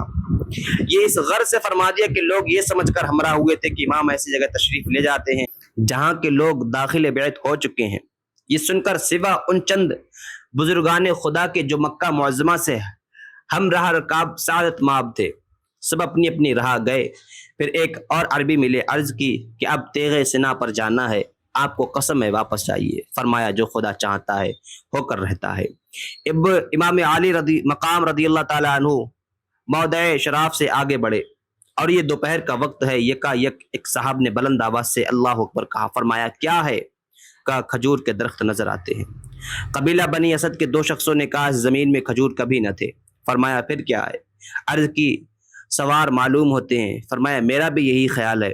اچھا تو یہاں کوئی پناہ کی جگہ ہے کہ اسے ہم اپنی پشت پر لے کر اطمینان کے ساتھ دشمن سے مقابلہ کر سکیں؟ کہا ہاں، کوہ ذو حسم، اگر حضور ان سے پہلے اس تک پہنچ گئے۔ یہ باتیں ہو رہی تھیں کہ سوار نظر آئے اور امام رضی اللہ تعالیٰ عنہ سبقت فرما کر پہاڑ کے پاس ہو لیے۔ جب وہ اور قریب آئے تو معلوم ہوا کہ حر ہیں جو 1000 سواروں پر افسر بنا کر امام کو ابن زیاد بدنیات کے پاس لے جانے کے لیے بھیجے گئے ہیں۔ اس ٹھیک دوپہر میں اصحاب امام کے سامنے اترے۔ مالک کوثر کے بیٹے نے حکم دیا کہ انہیں اور ان کے گھوڑوں کو پانی پلاؤ۔ ہمراہیان امام رضی اللہ تعالیٰ عنہم نے پانی پلایا۔ جب ظہر کا وقت ہوا امام نے مؤذن کو اذان کا حکم دیا۔ پھر لوگوں نے فرمایا تمہاری طرف میرا آنا اپنی مرضی سے نہ ہوا، تم نے خط اور قاصد بھیج کر بلایا۔ اب اگر اطمینان کا اقرار کرو تو میں تمہارے شہر کو چلوں ورنہ واپس جاؤں۔ کسی نے جواب نہ دیا اور مؤذن سے کہا تکبیر کہو۔ امام رضی اللہ تعالیٰ عنہ نے حر سے فرمایا اپنے ساتھیوں کو تم نماز پڑھاؤ گے؟ کہا نہیں، آپ پڑھائیں اور ہم سب مقتدی ہیں۔ بعد نماز حر اپنے مقام پر گئے۔ امام رضی اللہ تعالیٰ عنہ نے اللہ تعالیٰ کی تعریف کے بعد ان لوگوں سے ارشاد کیا، اگر تم اللہ سے ڈرو اور حق کو اس کے اہل کے لیے پہچانو تو خدا کی رضامندی اسی میں ہے کہ اہل بیت ان ظالموں کے مقابلہ میں اولو الامر ہونے کے مستحق ہیں۔ ہما اگر تم ہمیں ناپسند کرو اور ہمارا حق نہ پہچانو اور اپنے خطوں اور قاصدوں کے خلاف ہمارے بارے میں رائے رکھنا چاہو تو میں واپس جاؤں۔ حر نے عرض کی، واللہ ہم نہیں جانتے کیسے خط اور کیسے قاصد۔ ہم نے 2 خورجیاں بھرے ہوئے خط نکال کر سامنے ڈال دیے۔ حر نے کہا، میں خط بھیجنے والوں میں نہیں، مجھے تو یہ حکم دیا گیا ہے کہ جب آپ رضی اللہ تعالیٰ عنہ کو پاؤں تو کوفہ ابن زیاد کے پاس پہنچاؤں۔ فرمایا، تیری موت نزدیک ہے اور یہ ارادہ دور۔ پھر ہمراہیوں کو حکم دیا کہ واپس چلیں۔ حر نے روکا، فرمایا، تیری ماں تجھے روئے، کیا چاہتا ہے؟ کہا، سنیے، خدا کی قسم آپ کے سوا تمام عرب میں کوئی اور یہ بات کہتا تو میں اس کی ماں کو برابر سے کہتا، مگر واللہ آپ کی ماں کا نام پاک تو میں ایسے موقع پر لے ہی نہیں سکتا۔ فرمایا، آخر مطلب کیا ہے؟ عرض کی، ابن زیاد کے پاس حضور کا لے چلنا۔ فرمایا، تو خدا کی قسم میں تیرے ساتھ نہ چلوں گا۔ کہا، تو خدا کی قسم آپ کو نہ چھوڑوں گا۔ جب بات بڑھی اور حر نے دیکھا کہ امام رضی اللہ تعالیٰ علیہ راضی نہ ہوں گے اور کسی گستاخی کی نسبت ان کے ایمان نے اجازت نہ دی تو یہ عرض کی، میں دن بھر تو حضور سے علیحدہ ہو نہیں سکتا، ہاں جب شام ہو تو آپ مجھ سے عورتوں کی ہمراہی کا عذر فرما کر علیحدہ ٹھہریے اور رات میں کسی وقت موقع پا کر تشریف لے جائیے، میں ابن زیاد کو کچھ لکھ کر بھیج دوں گا، شاید اللہ تعالیٰ وہ صورت کرے کہ میں کسی بے جا معاملے میں مبتلا ہونے کی ضرورت نہیں کر سکوں۔ جب عذیب اللہجانات پہنچے، کوفے سے 4 شخص آتے ملے، حال پوچھا۔ مجمع بن عبید اللہ عامری نے عرض کی، شہر کے رئیسوں کو بھاری رشوتوں سے توڑ لیا گیا ہے، ان کی تھیلوں کو روپیوں سے اشرفیوں سے بھر دیا گیا ہے، وہ تو ایک زبان حضور کے مخالف ہو گئے، رہ عوام ان کے دل حضور کی جانب جھکتے ہیں اور کل انہی کی تلواریں حضور پر کھینچیں گی۔ فرمایا، میرے قاصد قیس کا کیا حال ہے؟ کہا، قتل کیے گئے۔ امام بے اختیار رو پڑے۔ فرمایا، کوئی اپنی منت پوری کر چکا اور کوئی انتظار میں ہے، الہی ہمیں اور انہیں جنت میں جمع فرما۔ ترما بن عدی نے عرض کی، آپ کے ساتھ گنتی کے آدمی ہیں، اگر حر کی جماعت ہی آپ سے لڑنے کو کفایت کر سکتی ہے، نہ کہ وہ جماعت جو چلنے سے ایک دن پہلے میں نے کوفے میں دیکھی تھی، جو آپ رضی اللہ تعالیٰ عنہ کی طرف روانگی کے لیے تیار ہے، میں نے اپنی عمر میں اتنی بڑی فوج کبھی نہ دیکھی۔ میں نے حضور کو قسم دیتا ہوں کہ اگر ان سے ایک بالشت بھر جدائی کی قدرت ہو تو اسی قدر کیجئے، اور اگر وہ جگہ منظور ہو جہاں باذن اللہ تعالی آرام و اطمینان سے قیام فرما کر تدبیر فرمائیے تو میرے ساتھ کوہ آجا کی طرف چلیے۔ واللہ اس پہاڑ کے سبب سے ہم بادشاہان غسان، حمیر، نعمان بن منذر بلکہ عرب و عجم کے سب حملوں سے محفوظ رہے۔ حضور وہاں ٹھہر کر آجا اور سلمہ کے رہنے والوں کو فرمائیے، خدا کی قسم 10 دن نہ گزریں گے کہ قوم تئی کے سوار پیادے حاضر خدمت ہوں گے، پھر جب تک مرضی مبارک ہو ہم میں ٹھہریے، اور اگر پیش قدمی کا قصد ہو تو بنی تئی سے 20,000 جوان حضور کے ہمراہ کر دینے کا میرا ذمہ ہے، جو حضور کے سامنے تلوار چلائیں گے، اور جب تک ان میں کوئی آنکھ پلک مارتی باقی رہے گی حضور تک دشمن نہ پہنچ سکیں گی۔ ارشاد ہوا، اللہ تمہیں جزائے خیر دے، ہمارا اور کوفیوں کا کچھ قول ہو گیا ہے جس سے ہم پھر نہیں سکتے۔ یہ فرما کر انہیں رخصت کیا۔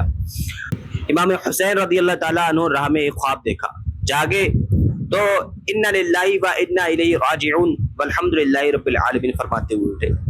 امام زین العابدین رضی اللہ تعالیٰ عنہ نے عرض کی، اے میرے باپ، میں آپ پر قربان، کیا بات ملاحظہ فرمائی؟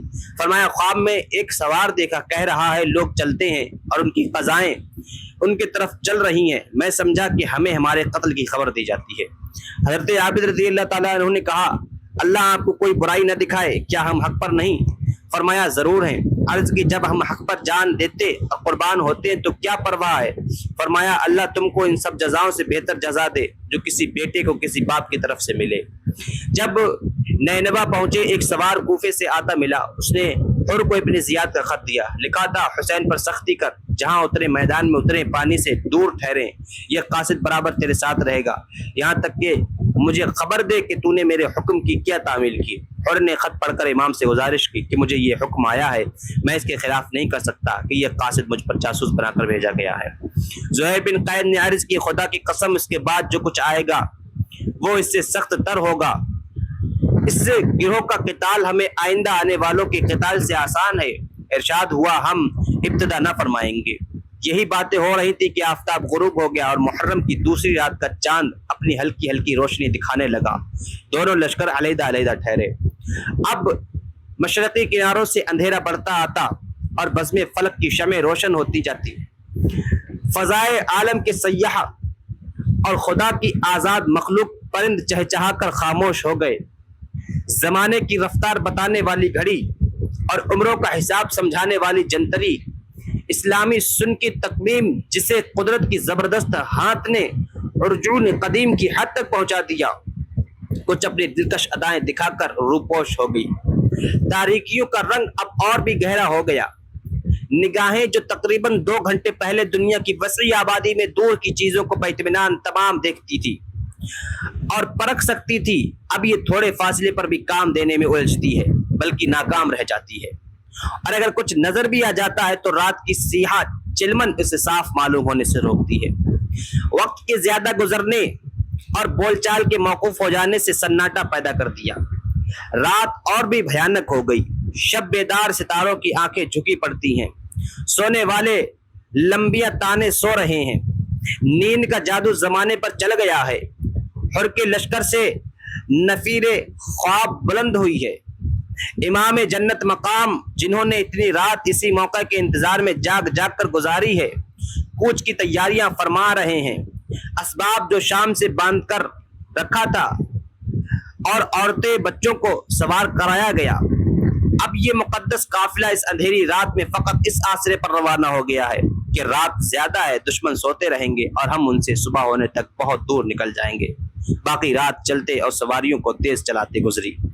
اب تقدیر کی خوبیاں دیکھیے کہ مظلوموں کو صبح ہوتی ہے تو کہاں، کربلا کے میدان میں۔ جل جلالہ یہ محرم 61 ہجری کی دوسری تاریخ اور پنج شنبہ کا دن ہے۔ عمر بن سعد اپنا لشکر لے کر امام کے مقابلے پر آ گیا۔ اس بدبخت کو ابن زیاد بن نہاد نے کفار دیلم کے جہاد پر مقرر کیا اور فتح کے حوصلے میں حکومت رے کا فرمان لکھ دیا تھا۔ امام حسین رضی اللہ تعالیٰ عنہ کی خبر پائی بدنصیب کی نیت بدی پر آئی، بلا کر کہا ادھر کا قصد ملتوی رکھو، پہلے حسین سے مقابل ہو، فارغ ہو کر ادھر آ جانا۔ کہا مجھے معاف کر، کہا بہتر مگر اس شرط پر کہ ہمارا نوشتہ واپس دے۔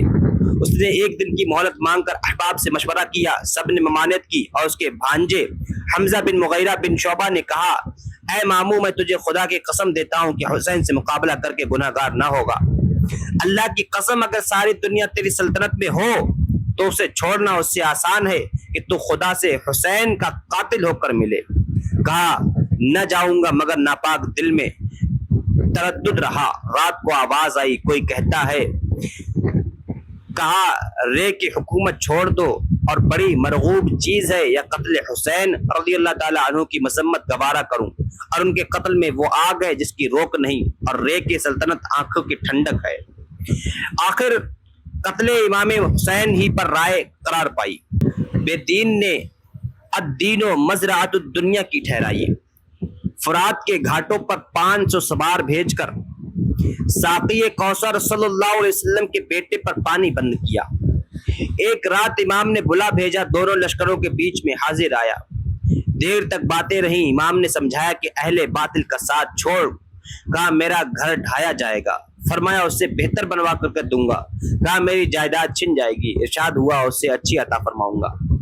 3-4 رات یہی باتیں رہیں جن کا اثر اس قدر ہوا کہ ابن سعد نے ایک صلح آمیز خط ابن زیاد کو لکھا کہ حسین چاہتے ہیں یا تو مجھے واپس جانے دو یا یزید کے پاس لے چلو، یہ کسی اسلامی سرحد پر چلا جاؤں، اس میں تمہاری مراد حاصل ہے۔ حالانکہ امام نے یزید پلید کے پاس جانے کو ہرگز نہ فرمایا۔ ابن زیاد نے خط پڑھ کر کہا بہتر ہے۔ شمر ذل جوشن خبیث بولا کیا یہ باتیں مانے لیتا ہے کہ خدا کی قسم اگر حسین پہ تیری اطاعت کیے چلے گئے تو ان کے لیے عزت و قوت ہوگی اور تیرے واسطے ضعف و ذلت، یوں نہیں بلکہ تیرے حکم سے جائیں۔ اگر تو سزا دے تو مالک ہے، اگر معاف کرے تو تیرا احسان ہے۔ میں نے سنا ہے کہ حسین اور ابن سعد میں رات رات پر باتیں ہوتی ہیں۔ ابن زیاد نے کہا تیری رائے مناسب ہے، تو میرا خط ابن سعد کے پاس لے جا، اگر وہ مان لے تو اس کی اطاعت کرنا، ورنہ تو سردار لشکر ہے، اور ابن سعد کا سر کاٹ کر میرے پاس بھیج دینا۔ پھر ابن سعد کو لکھا کہ میں نے تجھے حسین کی طرف اس لیے بھیجا تھا کہ تو ان سے دستکش ہو یا امید دلائے اور ڈھیل دے، ان کے سفارشی بنے۔ دیکھ حسین سے میری فرما برداری کے لیے کہے، اگر مان لے تو متی بنا کر یہاں بھیج دے، ورنہ انہیں اور ان کے ساتھیوں کو قتل کر۔ اگر تو ہمارا حکم مانے گا تو تجھے فرما برداری کا انعام ملے گا، ورنہ ہمارا لشکر شمر کے لیے چھوڑ دے۔ جب شمر نے خط لیا تو عبداللہ بن ابی المحل بن حزام اس کے ساتھ ساتھ اس کی پھوپھی ام البنین بنت حزام مولا علی کرم اللہ وجہہ الکریم کی زوجہ اور پسران مولا علی حضرت عباس، عثمان، عبداللہ، جعفر کی والدہ تھیں۔ اس نے ابن زیاد سے اپنے ان پھوپھی زاد بھائیوں کے لیے امان مانگی۔ اس نے لکھ دی، وہ خط اس نے ان صاحبوں کے پاس بھیجا۔ انہوں نے فرمایا ہمیں تمہاری امان کی حاجت نہیں، ابن سمیہ کی امان سے اللہ تعالیٰ کی امان بہتر ہے۔ جب شمر نے ابن سعد کو ابن زیاد بدنیات کا خط دیا، اس نے کہا تیرا برا ہو، میرا خیال ہے کہ تو نے ابن زیاد کو میری تحریر پر عمل کرنے سے پھیر کر کام بگاڑ دیا۔ مجھے صلح ہو جانے کی پوری امید تھی، حسین ہرگز تو اطاعت قبول کریں گے ہی نہیں، خدا کی قسم ان کے باپ کا دل ان کے پہلو میں رکھا ہوا ہے۔ شمر نے کہا اب تو کیا کرنا چاہتا ہے؟ بولا جو ابن زیاد نے لکھا۔ شمر نے عباس اور ان کے حقیقی بھائی کو بلا کر کہا اے بھانجو تمہیں امان ہے۔ وہ بولے اللہ کی لعنت تجھ پر اور تیری امان پر، ماموں بن کر ہمیں امان دیتا ہے اور رسول اللہ صلی اللہ علیہ وسلم کے بیٹے کو امان نہیں۔ یہ پنج شنبہ کی شام اور محرم 61 ہجری کی 9 تاریخ ہے۔ اس وقت سردار جوانان جنت کے مقابلے میں جہنمی لشکر کو جنبش دی گئی۔ وہ میں شہادت کا متوالا حیدری کچھار کا شیر خیمہ اطہر کے سامنے تیغ بکف جلوہ فرما ہے۔ آنکھ لگ گئی ہے، خواب میں اپنے جد کریم علیہ الصلوۃ والتسلیم کو دیکھا ہے کہ اپنے لخت جگر کے سینے پر دست اقدس رکھے فرما رہے ہیں الہی حسین کو صبر و اجر عطا فرما۔ ارشاد ہوتا ہے کہ اب عنقریب ہم سے ملا چاہتے ہو اور اپنا روزہ ہمارے پاس آ کر افطار کیا چاہتے ہو۔ جوش مسرت میں امام کی آنکھ کھل گئی، ملاحظہ فرمایا کہ دشمن حملہ آوری کا قصد کر رہے ہیں۔ جمعہ کے خیال اور پسماندوں کو وصیت کرنے کی غرض سے امام نے ایک رات کی مہلت چاہی۔ ابن سعد نے مشورہ لیا۔ عمر بن حجاج زبیدی نے کہا کہ اگر دیلم کے کافر بھی تم سے ایک رات کی مہلت مانگتے تو دینی چاہیے تھی، غرض مہلت دی گئی۔ یہاں یہ کارروائی ہوئی کہ سب خیمے ایک دوسرے کے قریب کر دیے گئے، تنابوں سے تنابیں ملا دیں، خیموں کے پیچھے خندق کھود کر نرکل وغیرہ خشک لکڑیوں سے بھر دی۔ اب مسلمان ان کاموں سے فارغ ہو کر امام کی خدمت میں حاضر ہوئے اور امام اپنے اہل اور ساتھیوں سے فرما رہے ہیں صبح ہمیں دشمنوں سے ملنا ہے، میں نے بخوشی تمام تم سب کو اجازت دی، ابھی رات باقی ہے، جہاں جگہ پاؤ چلے جاؤ اور ایک ایک شخص میرے اہل بیت سے ایک ایک کو ساتھ لے جاؤ، اللہ تم سب کو جزائے خیر دے، دیہات و بلاد متفرق ہو جاؤ یہاں تک کہ اللہ تعالیٰ بلا ٹالے، دشمن جب مجھے پائیں گے تمہارے پیچھا نہ کریں گے۔ یہ سن کر امام کے بھائیوں، صاحبزادوں، بھتیجوں اور عبداللہ ابن جعفر کی بیٹوں نے عرض کی یہ ہم کس لیے کریں؟ اس لیے کہ آپ کے بعد زندہ رہیں، اللہ ہمیں وہ منحوس دن نہ دکھائے کہ آپ نہ ہو اور ہم باقی ہوں۔ مسلم شہید رضی اللہ تعالیٰ عنہ کے بھائی نے فرمایا تمہیں مسلم ہی کا قتل ہونا کافی ہے، میں اجازت دیتا ہوں تم چلے جاؤ۔ عرض کی اور ہم لوگوں سے جا کر کیا کہیں؟ یہ کہیں کہ اپنے سردار، اپنے آقا، اپنے سب سے بہتر بھائی کو دشمنوں کے نرغے میں چھوڑ آئے ہیں، نہ ان کے ساتھ تیر پھینکا، نہ نیزہ مارا، نہ تلوار چلائی، ہمیں خبر نہیں کہ ہمارے چلے آنے کے بعد ان پر کیا گزری، خدا کی قسم ہم ہرگز ایسا نہ کریں گے، بلکہ اپنی جانیں، اپنے بال بچے تمہارے قدموں پر فدا کر دیں گے، تم پر قربان ہو کر مر جائیں، اللہ اس زندگی کا برا کرے جو تمہارے بعد ہو۔ مسلم بن اوسجہ اسدی نے عرض کی کیا ہم حضور کو چھوڑ کر چلے جائیں؟ اور ابھی ہم نے حضور کا کوئی حق ادا کر کے اللہ کے سامنے معذرت کی جگہ نہ پیدا کی، خدا کی قسم میں نے آپ کا ساتھ نہ چھوڑوں گا، یہاں تک کہ اپنا نیزہ دشمنوں کے سینے میں توڑ دوں، اور جب تک تلوار میرے ہاتھ میں رہے وار کیے جاؤں، خدا گواہ ہے اگر میرے پاس ہتھیار بھی نہ ہوتے تو میں پتھر مارتا، یہاں تک کہ آپ کے ساتھ مارا جاتا۔ اسی طرح اور سب ساتھیوں نے بھی گزارش کی، اللہ عز و جل ان سب کو جزائے خیر دے۔ عالی مقام رضی اللہ تعالیٰ عنہ کا ہاتھ ان کے جد اکرم صلی اللہ علیہ وسلم کا سایہ عطا فرمائے اور دنیا و آخرت قبر و حشر میں ہمیں ان کے برکات سے بہرہ مندی بخشے، آمین آمین یا ارحم الراحمین۔ اسی رات میں امام رضی اللہ تعالیٰ عنہ نے کچھ ایسے شعر پڑھے جن کا مضمون حسرت و بے کسی کی تصویر آنکھوں کے سامنے کھینچتے۔ زمانہ صبح و شام خدا جانے کتنے دوستوں اور عزیزوں کو قتل کرتا ہے، اور جسے قتل کرنا چاہتا ہے اس کے بدلے میں دوسرے پر راضی نہیں ہوتا۔ ہونے والے واقعے کی خبر دینے والی دل خراش آواز حضرت زینب رضی اللہ تعالیٰ عنہ کے کان میں پہنچی۔ صبر نہ ہو سکا، بے تاب ہو کر چلاتی ہوئی دوڑی، کاش اس دن سے پہلے مجھے موت آ گئی ہوتی۔ آج میری ماں فاطمہ کا انتقال ہوتا ہے، آج میرے باپ علی دنیا سے گزرتے ہیں، آج میرے بھائی حسن کا جنازہ نکلتا ہے۔ اے حسین، اے گزرے ہوئے کی نشانی اور پسماندوں کی جاں پناہ، پھر غش کھا کر گر پڑی۔ اللہ اکبر، آج مالک کوثر کے گھر میں اتنا پانی بھی نہیں کہ بے ہوش بہن کے منہ پر چھڑکا جائے۔ جب ہوش آیا تو فرمایا، اے بہن، اللہ سے ڈرو اور صبر کرو، جان لو سب زمین والوں کو مرنا اور سب آسمان والوں کو گزرنا ہے، اللہ کے سوا سب کو فنا ہے۔ میرے باپ، میری ماں، میرے بھائی مجھ سے بہتر تھے۔ ہر مسلمان کو رسول اللہ صلی اللہ علیہ وسلم کی راہ چلنی چاہیے۔ بہاروں پر ہیں آج آرائشیں گلزار جنت کی، سواری آنے والی ہے شہیدان محبت کی، کھلے ہیں گل بہاروں پر ہے پھلواری جراحت کی، فضا ہر زخم کے دامن سے وابستہ ہے جنت کی۔ گلا کٹوا کے بیڑی کاٹنے آئے ہیں امت کی، گلا کٹوا کے بیڑی کاٹنے آئے ہیں امت کی، کوئی تقدیر تو دیکھے اسیران مصیبت کی۔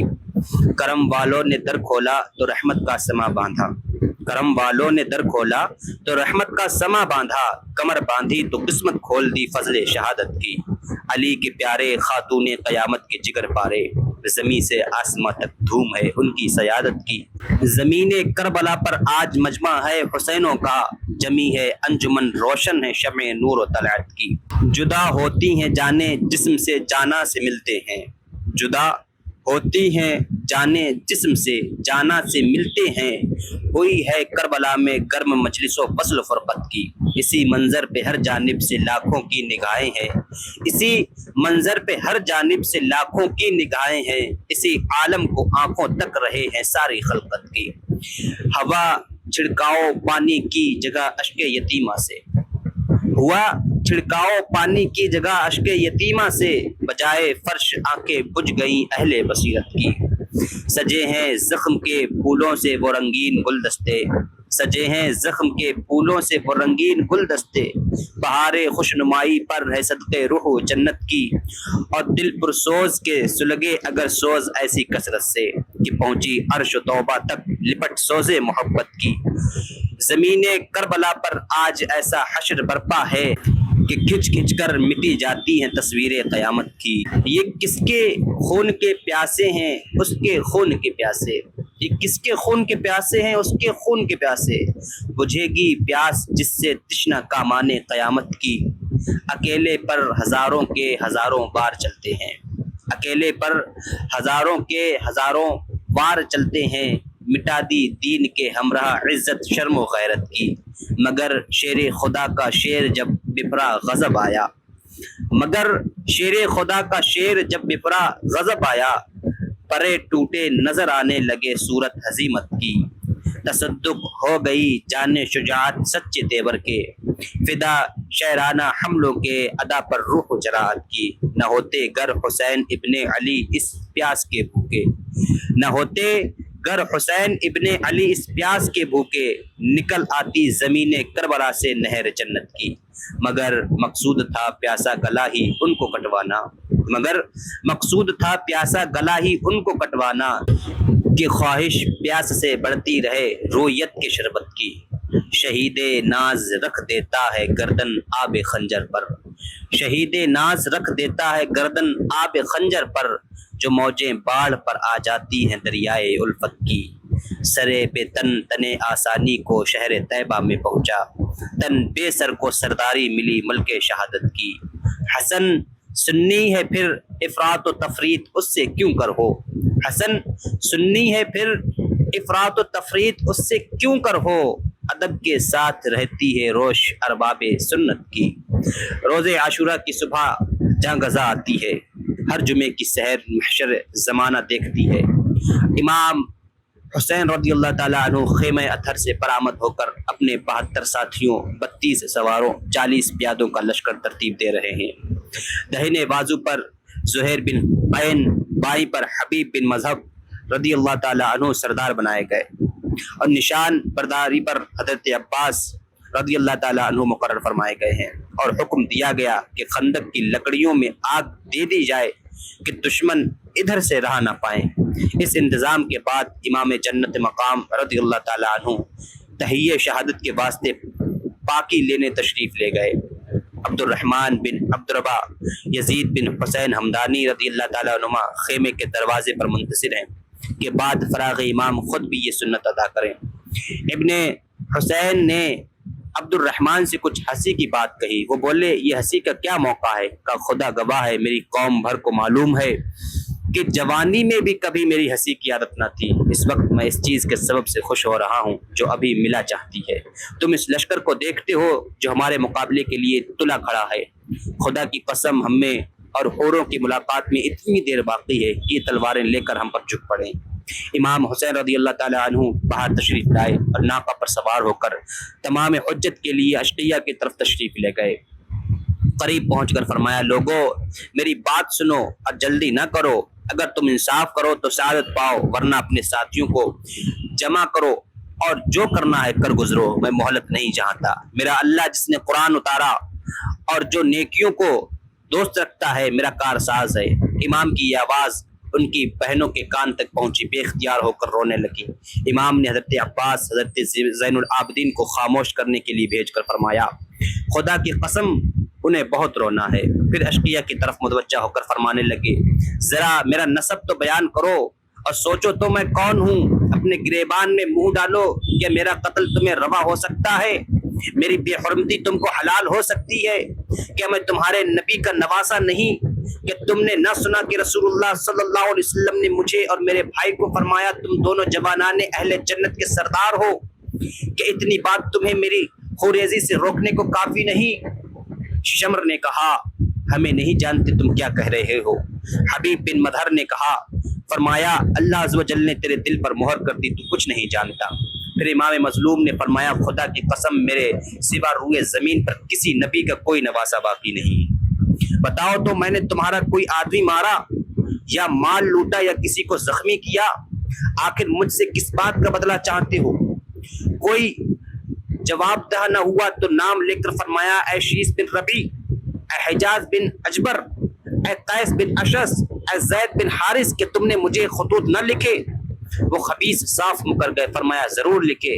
پھر ارشاد ہوا اے لوگوں اگر تم مجھے ناپسند رکھتے ہو تو واپس جانے دو۔ اس پر بھی کوئی راضی نہ ہوا۔ پھر فرمایا میں اپنے اور تمہارے رب عز و جل کی پناہ مانگتا ہوں اس امر سے کہ مجھے سنگسار کرو، اور پناہ مانگتا ہوں اس مغرور سے جو قیامت کے دن پر ایمان نہ لائے۔ یہ فرما کر ناقہ شریف سے اتر آئے۔ زہیر بن قین ہتھیار لگائے گھوڑے پر سوار آگے بڑھے اور کہنے لگے اے اہل کوفہ عذاب الہی جلد آتا ہے، مسلمان کا مسلمان پر حق ہے کہ نصیحت کرے۔ تم ابھی دینی بھائی ہیں، جب تلوار اٹھے گی تم الگ گروہ ہوگے، ہم الگ گروہ ہو جائیں گے۔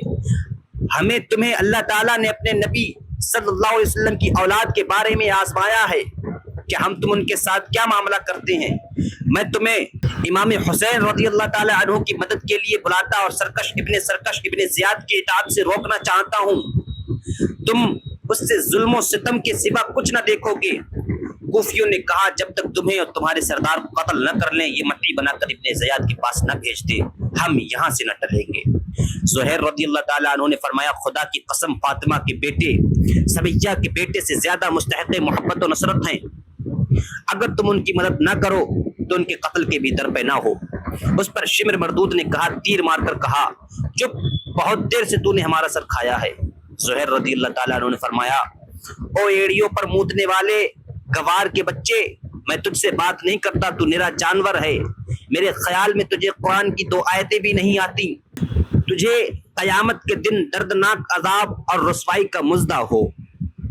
شمر بولا کوئی گھڑی جاتی کہ تو اور تیرا سردار قتل کیا جاتا ہے۔ فرمایا کیا مجھے موت سے ڈراتا ہے؟ خدا کی قسم ان کے قدموں پر مرنا تم لوگوں کے ساتھ ہمیشہ جینے سے پسند ہے۔ پھر بلند آواز سے کہنے لگے اے لوگوں تم کو یہ بے ادب اجٹ فریب دیتا اور دین حق سے بے خبر کرنا چاہتا ہے۔ جو لوگ اہل بیت یا ان کے ساتھیوں کو قتل کریں گے، خدا کی قسم محمد صلی اللہ علیہ وسلم کی شفاعت انہیں نہ پہنچے گی۔ امام حسین رضی اللہ تعالیٰ عنہ نے واپس بلایا۔ اب شقی ابن سعد نے اپنے ناپاک لشکر کو امام مظلوم کی طرف حرکت دی۔ حر نے کہا تجھے اللہ کی مار کے تو ان سے لڑے گا؟ کہا لڑوں گا، اور ایسی لڑائی لڑوں گا جس کا ادنا درجہ سروں کا اڑنا ہاتھوں کا گرنا ہے۔ کہا وہ 3 باتیں جو انہوں نے پیش کی تھی تجھے منظور نہیں؟ کہا میرا اختیار ہوتا تو مان لیتا۔ حر مجبورانہ لشکر کے ساتھ امام کی طرف بڑھے، مگر یوں کہ بدن کانپ رہا ہے اور پہلو میں دل کے پھڑکنے کی آواز بغل والے سن رہے ہیں۔ یہ حالت دیکھ کر ان کے ایک ہم قوم نے کہا تمہارا یہ کام شبہ میں ڈالتا ہے، میں نے کسی لڑائی میں تمہاری یہ کیفیت نہ دیکھی۔ مجھ سے اگر کوئی پوچھتا ہے کہ تمام اہل کوفہ میں بہادر کون، تو میں تمہارا ہی نام لیتا ہوں۔ بولے میں سوچتا ہوں کہ ایک طرف جنت کے خوش رنگ پھول کھلے ہیں، ایک جانب جہنم کے بھڑکتے ہوئے شعلے بلند ہو رہے ہیں، اور میں اگر پرزے پرزے کر کے جلا دیا جاؤں تو جنت چھوڑنا گوارا نہ کروں گا۔ یہ کہہ کر گھوڑے کو ایڑ دی اور امام حسین رضی اللہ تعالیٰ عنہ کی خدمت میں حاضر ہو گئے۔ پھر عرض کی اللہ مجھے حضور پر قربان کرے، میں حضور کا وہی ساتھی ہوں جس نے حضور کو واپس جانے سے روکا، جس نے حضور کو حراست میں لیا۔ خدا کی قسم مجھے یہ گمان نہ تھا کہ یہ بدبخت لوگ حضور کا ارشاد قبول نہ کریں گے اور یہاں تک نوبت پہنچائیں گے۔ میں اپنے جی میں کہتا تھا خیر باتیں ان کی کہی کر لوں کہ وہ یہ نہ سمجھیں کہ یہ ہماری اطاعت سے نکل گیا، اور انجام کار تو وہ حضور کا ارشاد کچھ نہ کچھ مان ہی لیں گے، اور خدا کی قسم مجھے یہ گمان ہو کہ یہ کچھ نہ مانیں گے تو مجھ سے اتنا بھی ہرگز واقع نہ ہو۔ اب میں تائب ہو کر حاضر آیا ہوں اور اپنی جان حضور پر قربان کرنا چاہتا ہوں کہ میری توبہ حضور کے نزدیک مقبول ہو جائے گی؟ فرمایا ہاں، اللہ عز و جل توبہ قبول کرنے والا اور گناہ بخشنے والا ہے۔ اور یہ مجدہ سن کر اپنی قوم کی طرف پلٹے اور فرمانے لگے کیا وہ باتیں جو امام نے پیش کی تھی منظور نہیں؟ ابن سعد نے کہا ان کا ماننا میری قدرت سے باہر ہے۔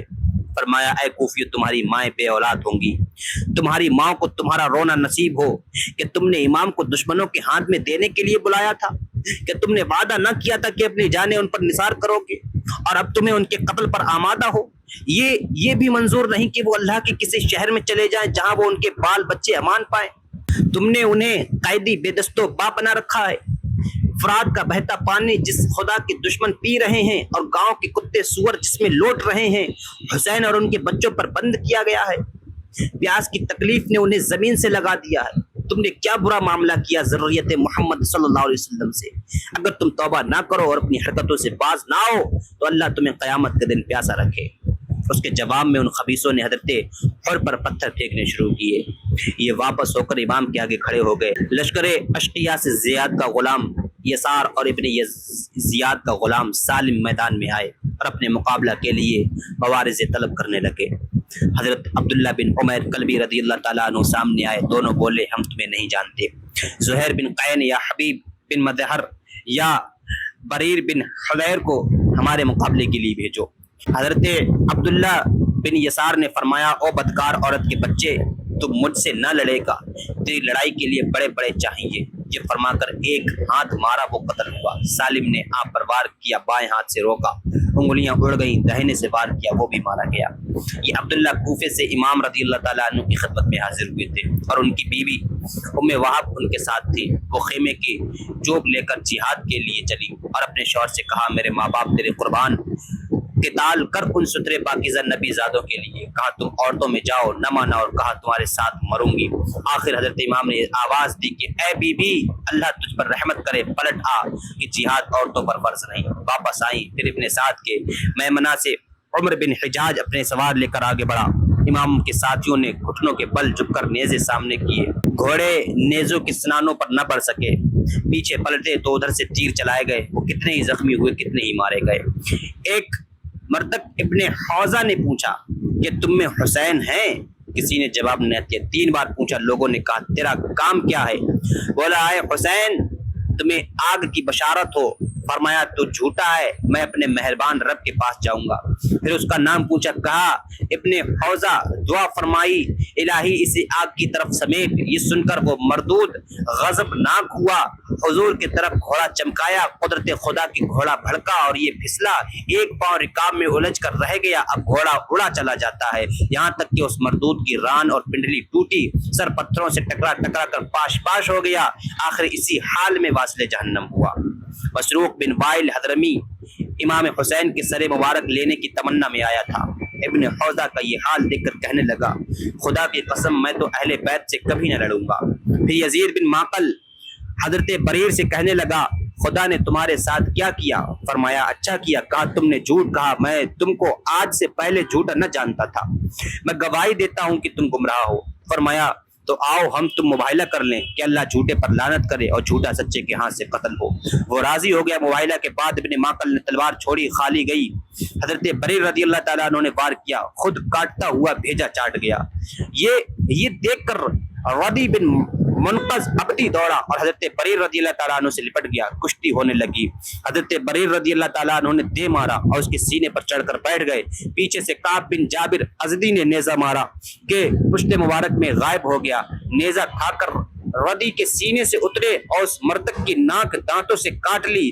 کعب نے تلوار ماری کہ شہید ہوئے۔ جب کعب پلٹا، اس کی عورت نے کہا، میں تجھ سے کبھی بات نہ کروں گی، تو نے فاطمہ کے بیٹے کے ہوتے دشمن کو مدد دی اور عالموں کے سردار بریر کو شہید کیا۔ پھر امام کی جانب سے عمر بن قرظہ انصاری رضی اللہ تعالیٰ عنہ نکلے اور سخت لڑائی کے بعد شہید ہوئے۔ حضرت حر نے قتال شدید کیا۔ یزید بن سفیان ان کے سامنے آیا، انہوں نے اسے قتل فرمایا۔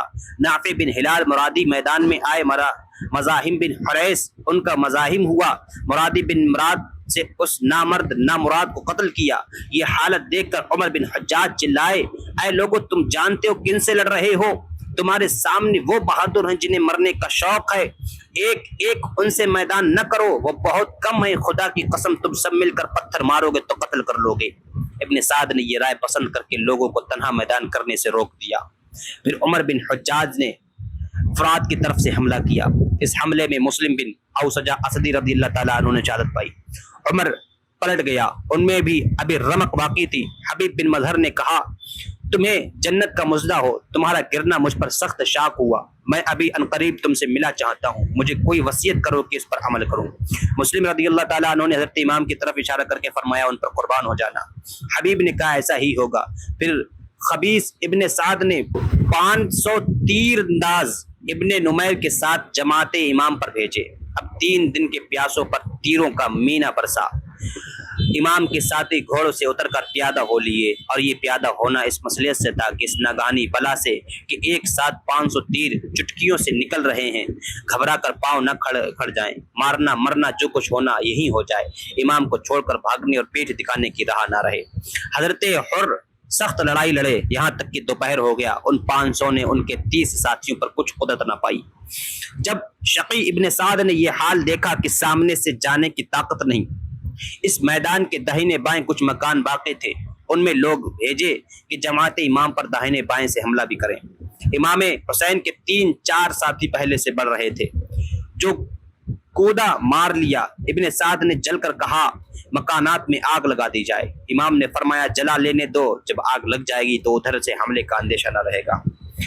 شمر مردود حملہ کر کے خیمہ اطہر کے قریب پہنچا اور جنت والوں کا خیمہ پھونکنے کا جہنمی نے آگ مانگی۔ اس کے ساتھ ہی حمید بن مسلم نے کہا، خیمے کو آگ دے کر عورتوں بچوں کو قتل کرنا ہرگز مناسب نہیں۔ اس دوزخی نے نہ مانا۔ شیس بن ربی کوفی سے اس ناپاک لشکر کے سرداروں میں تھا، اس ناری کو آگ لگانے سے باز رکھا۔ اس عرصے میں حضرت زہیر بن قین 10 صاحبوں کے ساتھ شمر مردود کے لشکر پر ایسی سختی سے حملہ آور ہوئے کہ ان بدبختوں کو بھاگتے اور پیٹھ دکھاتے ہی بن پڑی۔ اس حملے میں ابو عزہ مارا گیا۔ دشمنوں نے جمع ہو کر ان 11 پر پھر ہجوم کیا۔ ان میں سے جتنے مارے جاتے کثرت کی وجہ سے معلوم بھی نہ ہوتے، اور ان میں کا ایک بھی شہید ہوتا تو سب پر ظاہر ہو جاتا۔ اسی عرصے میں نماز ظہر کا وقت آ گیا۔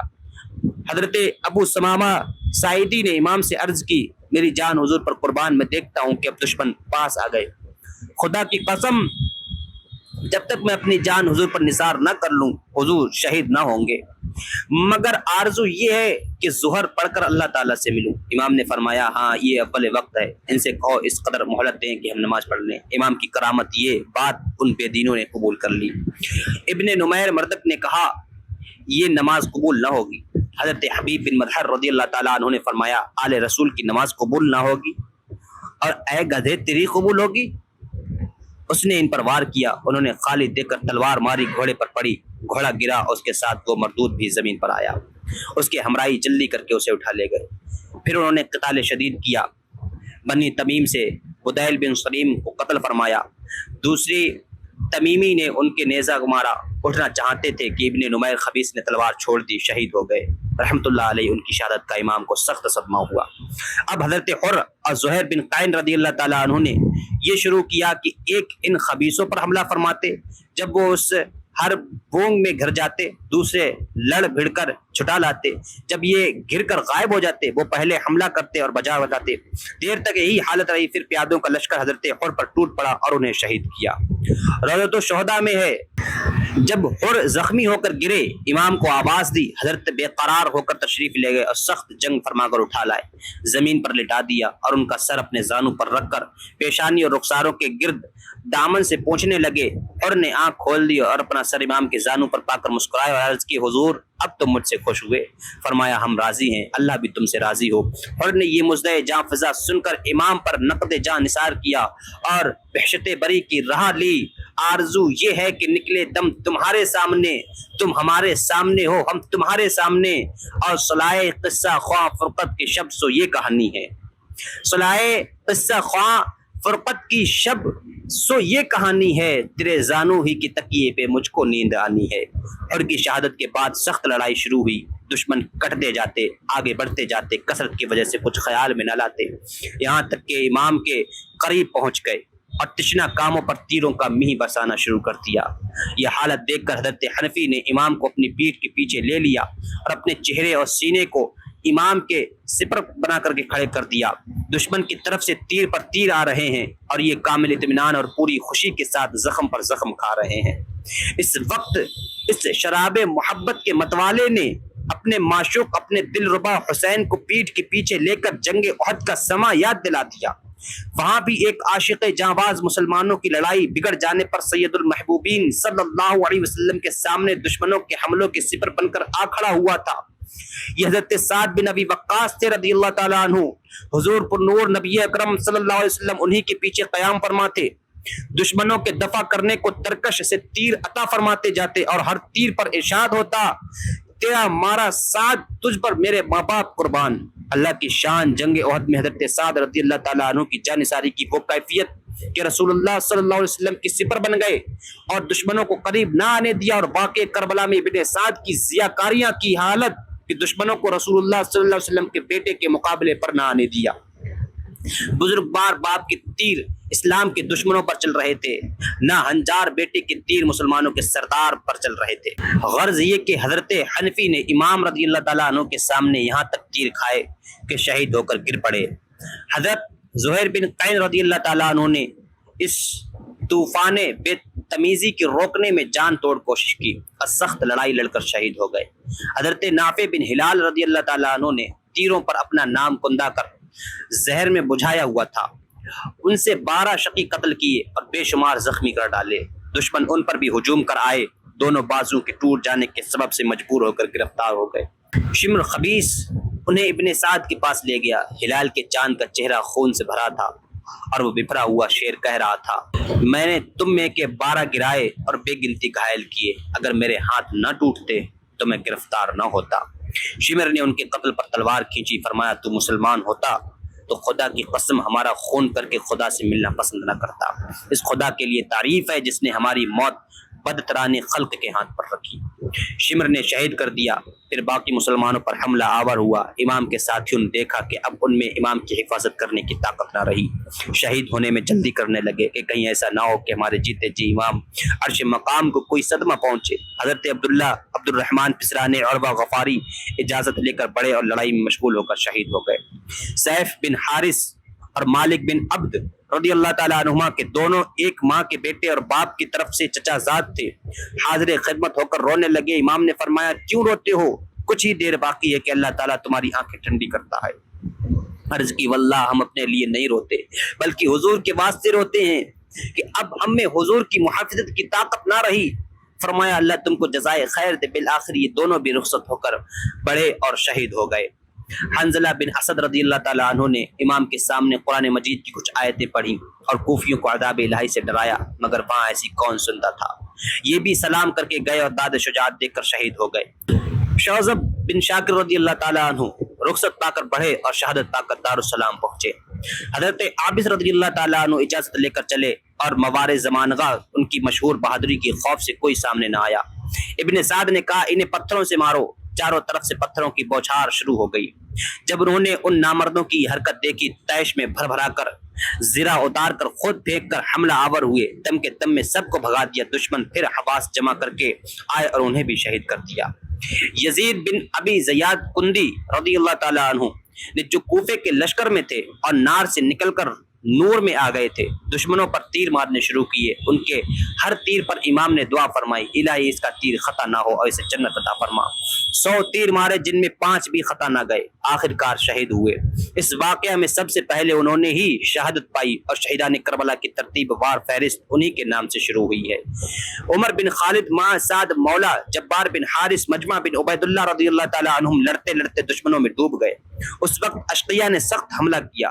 حضرت عباس رضی اللہ تعالیٰ عنہ حملہ فرما کر چھڑا لائے، زخموں میں چور تھے، اسی حال میں دشمنوں پر ٹوٹ پڑے اور لڑتے لڑتے شہید ہو گئے۔ اب امام کے وفادار اور جانثار سپاہیوں میں چند رشتہ داروں کے سوا کوئی باقی نہ رہا۔ ان حضرات میں سب سے پہلے جو دشمنوں کے مقابلے پر تشریف لائے امام کے صاحبزادے حضرت علی اکبر رضی اللہ تعالیٰ عنہ ہیں۔ شیروں کے حملے مشہور ہیں، پھر یہ شیر تو محمدی کچھار کا شیر ہے۔ اس کے جھجلائے ہوئے حملہ سے خدا کی پناہ دشمنوں کو قہر الہی کا نمونہ دکھا دیا۔ اس نے سر اٹھایا، نیچا دکھایا، صف شکن حملوں سے جدھر بڑھے دشمن کا کائی کی طرف پھٹ پڑے۔ دیر تک قتال کرتے رہے، قتال فرماتے رہے، پیاس اور ترقی کرتی گئی۔ واپس تشریف لائے اور دم راست فرما کر پھر حملہ آور ہوئے اور دشمنوں کی جان پر وہی قیامت برپا کر دی۔ چند بار ایسا ہی ہوا، یہاں تک کہ مرہ بن منقذ ابدی شقی کا نیزہ لگا اور بدبختوں نے تلواروں پر رکھ لیا، جنت علیہ میں آرام فرمایا۔ نوجوان بیٹے کی لاش پر امام نے فرمایا، بیٹے خدا تیرے شہید کرنے والے کو قتل کرے، تیرے بعد دنیا پر خاک ہے۔ یہ قوم اللہ سے کتنی بے باک اور رسول اللہ کی بے حرمتی پر کس قدر چری ہے۔ پھر لاش مبارک اٹھا کر لے گئے اور خیمے کے پاس رکھ لی۔ پھر عبداللہ بن مسلم لڑائی پر گئے اور شہید ہو گئے۔ اب اعداء نے 4 طرف سے نرغہ کیا۔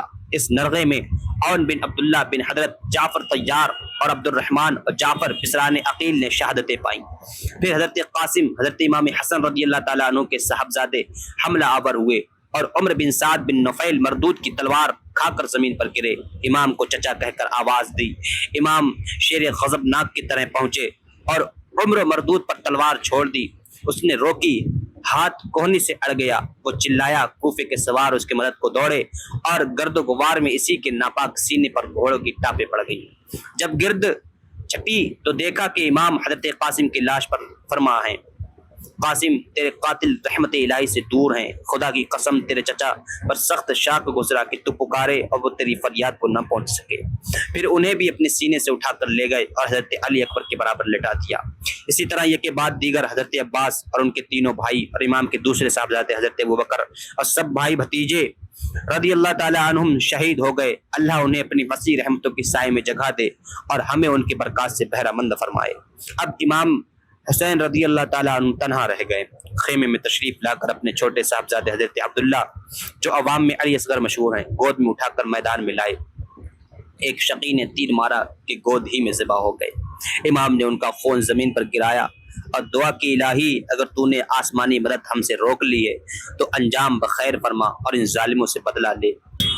پھول کھل کھل کر بہاریں اپنی سب دکھلا گئے، پھول کھل کھل کر بہاریں اپنی سب دکھلا گئے، حسرت ان غنچوں پر ہے جو بے کھلے مرجھا گئے۔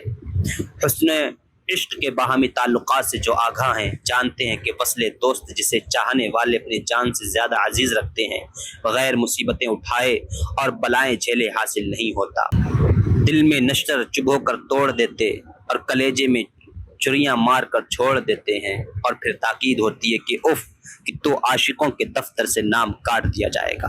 غرض پہلے ہر طرح اطمینان کر لیتے اور امتحان فرما لیتے ہیں، جب کہیں چلمن سے ایک جھلک دکھانے کی نوبت آتی ہے تو یہ امتحان کچھ حسینان زمانہ ہی کا دستور نہیں، حسن ازل کی دلکش تجلیوں اور دلچسپ جلووں کا بھی معمول ہے کہ فرمایا جاتا ہے اور ضرور ہم تمہارا امتحان کریں گے، کچھ خوف کچھ بھوک سے اور مال گھٹا کر اور جانوں اور پھلوں سے۔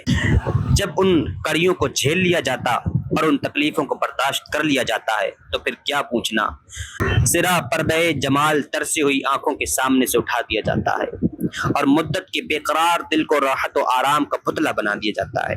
اسی بنیاد پر تو میدان کربلا میں امام مظلوم رضی اللہ تعالیٰ عنہ کو وطن سے چھڑا کر پردیسی بنا کر لائے ہیں، اور آج صبح سے ہمراہیوں رفیقوں بلکہ گود کے پالوں کو ایک ایک کر کے جدا کر لیا گیا ہے۔ کلیجے کے ٹکڑے خون میں نہائے آنکھوں کے سامنے پڑے ہیں، ہری بھری پھلواڑی کے سہانے اور نازک پھول پتی پتی ہو کر خاک میں ملے ہیں، اور کچھ پرواہ نہیں۔ پرواہ ہوتی تو کیوں ہوتی کہ راہ دوست میں گھر لٹانے والے اسی دن کے لیے مدینے سے چلے، جبھی تو ایک ایک کو بھیج کر قربان کرا دیا، اور جو اپنے پاؤں نہ جا سکتے تھے ان کو ہاتھوں پر لے کر نظر کرائے۔ کہاں ہیں وہ ملائکہ جو حضرت انسان کی پیدائش پر چوں چرا کرتے تھے؟ اپنی جان نمازوں اور تسبیح و تقدیس کے مسلوں سے اٹھ کر آج کربلا کے میدان کی سیر کریں اور انی عالم ما لا تعلمون کی شاندار تفصیل حیرت کی آنکھوں سے ملاحظہ فرمائیں۔ اس دل دکھانے والے مارکہ میں امتحان سبھی کا منظور تھا، مگر حسین مظلوم کا اصلی اور اوروں کا طفیلی۔ اگر ایسا نہ ہوتا تو ممکن تھا کہ دشمنوں کے ہاتھ سے جو صرف امام ہی کے دشمن امام ہی کے خون کے پیاسے تھے، پہلے امام کو شہید کرا دیا جاتا۔ اللہ اکبر! اس وقت کس قیامت کا دردناک منظر آنکھوں کے سامنے ہے۔ امام مظلوم اپنے گھر والوں سے رخصت ہو رہے ہیں، بے کسی کی حالت، تنہائی کی کیفیت، 3 دن کے پیاسے، مقدس جگر پر سینکڑوں تیر کھائے، ہزاروں دشمنوں کے مقابلہ پر جانے کا سامان فرما رہے ہیں۔ اہل بیت کی صغیر سن صاحبزادی دنیا میں جن کے ناز برداری کا آخری فیصلہ ان کی شہادت کے ساتھ ہونے والا ہے، بے چین ہو کر رو رہی ہیں۔ بے کس سیدانیاں یہاں جن کے عیش جن کے آرام کا خاتمہ ان کی رخصت کے ساتھ خیر آباد کہنے والا ہے، سخت بے چینی کے ساتھ اشک بار ہیں، اور بعض وہ مقدس صورتیں جن کو بے کسی کی بولتی ہوئی تصویر کہنا ہر طریقے سے درست ہو سکتا ہے، جن کا سہاگ خاک میں ملنے والا اور جن کا ہر آسرا ان کے مقدس دم کے ساتھ ٹوٹنے والا ہے، روتے روتے بے حال ہو گئیں۔ ان کے اڑے ہوئے رنگ والے چہرے پر سکوت اور خاموشی کے ساتھ مسلسل اور لگاتار آنسو کی روانی صورت حال دکھا دکھا کر عرض کر رہی ہیں۔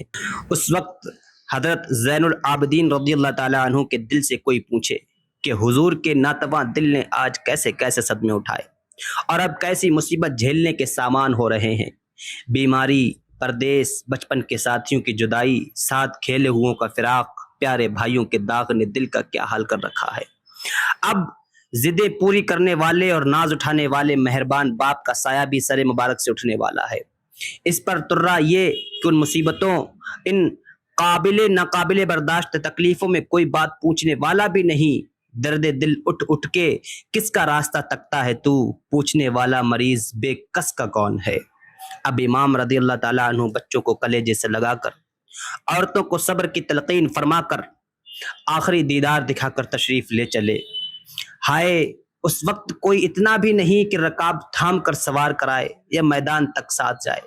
ہاں کچھ بے کس بچوں کی دردناک آوازیں اور بے بس عورتوں کی مایوسی بھری نگاہیں ہیں جو ہر قدم پر امام کے ساتھ ساتھ ہیں۔ امام حسین کا جو قدم آگے بڑھتا ہے، یتیمی بچوں اور بے کسی عورتوں سے قریب ہوتی جاتی ہے۔ امام کے متعلقین، امام کی بہنیں جنہوں نے ابھی صبر کی تلقین فرمائی گئی تھی، ابھی زخمی کلیجوں پر صبر کے بھاری سل رکھے ہوئے سکوت کے عالم میں بیٹھی ہیں، مگر ان کے آنسوؤں کا غیر منقطع سلسلہ، ان کے بے کسی چھائے ہوئے چہروں کا اڑا ہوا رنگ، جگر گوشوں کی شہادت، امام رضی اللہ تعالیٰ عنہ کی رخصت اپنی بے بسی گھر بھر کی تباہی پر زبان حال سے کہہ رہا ہے، مجھ کو جنگل میں اکیلا چھوڑ کر، مجھ کو جنگل میں اکیلا چھوڑ کر قافلہ سارا روانہ ہو گیا۔ باغ جنت کی ہیں بہر مدح خان اہل بیت، تم کو مژدہ نار کا اے دشمنان اہل بیت، کس زباں سے ہو بیان عز و شان اہل بیت، مدح گوئے مصطفیٰ مدح خان اہل بیت، ان کی پاکی کا خدائے پاک کرتا ہے بیاں، ان کی پاکی کا خدائے پاک کرتا ہے بیاں، آئے تطہیر سے ظاہر ہے شان اہل بیت، مصطفیٰ عزت بڑھانے کے لیے تعظیم دیں، مصطفیٰ عزت بڑھانے کے لیے تعظیم دیں، ہے بلند اقبال تیرا دو دمان اہل بیت۔ ان کے گھر میں بے اجازت جبرائیل آتے نہیں، ان کے گھر میں بے اجازت جبرائیل آتے نہیں، قدر والے جانتے ہیں قدر و شان اہل بیت۔ پھول زخموں کے کھلائے ہیں ہوائے دوست نے، پھول زخموں کے کھلائے ہیں ہوائے دوست نے، خون سے سینچا گیا ہے گلستان اہل بیت۔ حوریں کرتی ہیں عروسان شہادت کا سنگار، خوبرو دولہا بنا ہے ہر جوان اہل بیت۔